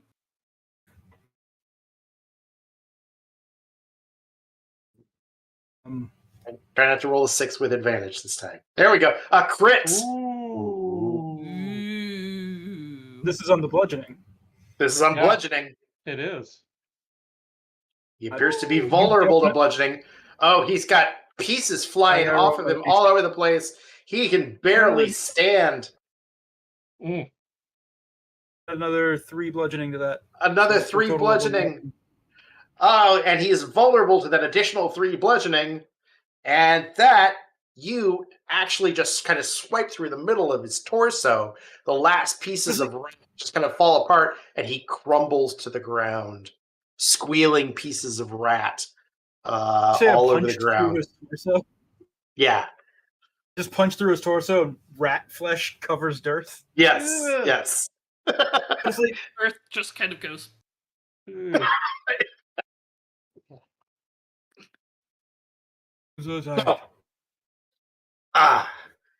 At the end of the battle, as the battle winds down, as things get a little quieter, as pieces of rat slowly die, you untie Dietmar and start to get a little bit of the story from his vantage point. He was, in fact, exiled 10 years ago. He has been living, subsisting off of the forest that entire time. His friends, the rats, would gather food for him and help him live in the forest. However, the more rats that he controlled, the more he exercised his power, the more powerful he became. These rats responded to him, and he was able to control them and train them and gather a sort of an army. But power echoes power, and something deep within the earth has latched on to Dietmar's power and has been controlling Dietmar. And he has gaps in his memory. He relates to you how days and even weeks go by that he has no recollection of what happened. And that the rats themselves don't appear to be paying attention to him much anymore, at least not consistently. He has some core groups that are always his friends, but many of the rats have not been following him. And in fact, they have been attacking the village of North Treeberry. Dietmar promises that he will refrain from attempting to control any further rats, but that he'd prefer to go back to living his life in the forest among his friends. Those are the people that he really relate to. And so he thanks you for your assistance, but that he'll refrain from trying to gather that much power in the future. He thinks that's dangerous. And we make sure he knows about Jepson. Pappy. Yeah, Pappy. If you show him the walking stick, you see him immediately get choked up, get emotional, and he promises that one of these nights he'll be back around to knock on Pappy's door, and go see the old man. I'm gonna give him the cane. I'm like, okay, it's your job to return this. Yes, and you will be welcomed with open arms. So, so just to give you a little bit of background on this, this adventure was written during the D&D Next playtest over 8-9 years ago, while during the D&D Next playtest was going on. At that time, Dungeons and Dragons 5th edition really wasn't ironed out. So most of these adventures were written from the viewpoint of having no monster manual, having no real combat metric. So most of the adventures were basically role-playing. This was the beginning of a campaign that would then end up lasting through about the totality of the 8 months of the D&D Next playtest, until I, as well as my player group, attended Gamehole Con 1, and we met then the head designer for D&D Next, Chris Perkins. And we were able to play and listen to him at these about this brand new game system and everything, and so it all worked out in the end. But as you can see, there are many about this adventure. There are many story elements that are campaign related. There's mysteries building on mysteries, building on mysteries. So hopefully one of these days I'll actually put all of this down into something, produced and getting this written up on DM's Guild here for y'all. One of these days you might meet some people that can help you produce a product. Yeah. Right? I might know a few people. So let's wind this down for the evening. It's just a little after midnight here. I think we've all had a good time. I hope you all did watching us. Let's go back around and let's let everybody get an opportunity to see where you can see all these fine folks out in the public. Just to remind you all, Sean, where can we find you out in the interwebs? Hey, I'm Sean Banerjee, freelance rapper and sculptor. That's accurate, but you can find me online most places at Sean Banerjee, seanbanerjee.com. You can find me this upcoming Monday, so like 48 hours from now, on the Zweihander RPG Twitch channel, playing with James and Chicasso and some other beautiful people, promoting the Zweihander Kickstarter, the Starter Box Kickstarter. Go check that out. We'll be doing that on the 21st and the 28th. And then the 1st and 8th of March, I'll be trying to help raise some money for Jaspers with Ghostlight RPG. So you can check me out on their Twitch channel if you enjoyed my my sweet Minotaur boy. Minotaur person. Good night. They were very wholesome. They were very wholesome. I only got 2 settings, and it's wholesome and burn everything. So yes. And Paige, where can we find the magic that you do so well? So, I would love for y'all to join me Tuesday night at 8 p.m. to see the fabulous Feats and Fables Power Rangers. If you go to twitch.tv/feats and fables, you will find us there. You're always welcome to hit me up on Twitter. My handle is @PaigeLightman, and I'll see you around the internet. And Connor, your voodoo, where does it happen? So that voodoo that I do somewhat mediocrely, you can find me on online Twitter at the Healer DM. Follow me. Don't be surprised if I mutual you. If you want to hear what I say, I definitely want to hear what you have to say. You can find me also on my website, thehealerdm.card with 2 R's.com. You can with that you can find things that I've written in the past. You can find interviews and podcasts talking about mental health and gaming and inclusivity. And you can also hire me as a professional GM. Links right there. I've sort of tailored back or cut back on appearances. I've got to worry about the COVID thing for the first half of the year, but I'm hoping I can get out there and get as many hugs as I can in the second half. From your lips to God's ear. That's right. And Mark, where can we find you? You can find me in Atlanta. I do a lot of D&D AL organizing in Atlanta. Biggest one that I do is organizing Adventure League for Dragon Con.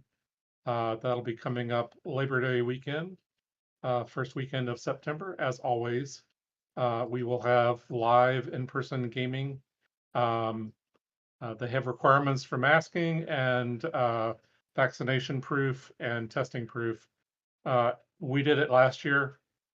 We felt like it was a pretty doggone safe event. We also do, with thanks to Thomas Valley, a virtual side of DragonCon.org if you're uncomfortable with coming in person. Those are the biggest things that's happening right now. You can follow me on Twitter at Rocket Lover. I will post there information about anything that's upcoming. You will find me helping out Extra Life. Extra Life is my special thing. I have children. Children's Miracle Network hospitals have kept individually each of my 3 children alive. Anything I can do with my energy, I give back to them. So hope to see you all around. Thank you, Mark. From my end of things, you'll next see me in Lake Geneva, Wisconsin, the home of the birthplace of Dungeons and Dragons, in honor of GaryCon 14. GaryCon 14 takes place every year on the anniversary of the passing of Gary Gygax. It's a show put on by the Gygax family, by the children of Gary Gygax. And it takes place at the Grand Geneva Spa, a building built by Frank Lloyd Wright, which was also once known as the original Playboy Club. It is a resort town right outside of Milwaukee and Chicago. And it's very easy to get to. And if you can't make it in person, we also have the ethereal GaryCon happening at the same time. Dates for that are March 24th through the 28th. And you also can see me later on in the year at other shows like Dragon Con and GameHoleCon and Gen Con. Most of the times I'm repping for Jasper's Game Day, my favorite charity, run by Fenway Jones, in honor of suicide prevention to help particularly younger people with their problems with attempted suicide. During this game, we used assets from Dynamic Dungeons, which has a Patreon. Tomas is an excellent artist. You should check him out. And once again, reminder for the people that I work for that these reference images were for reference use only. Thank you, Walt Disney Corporation.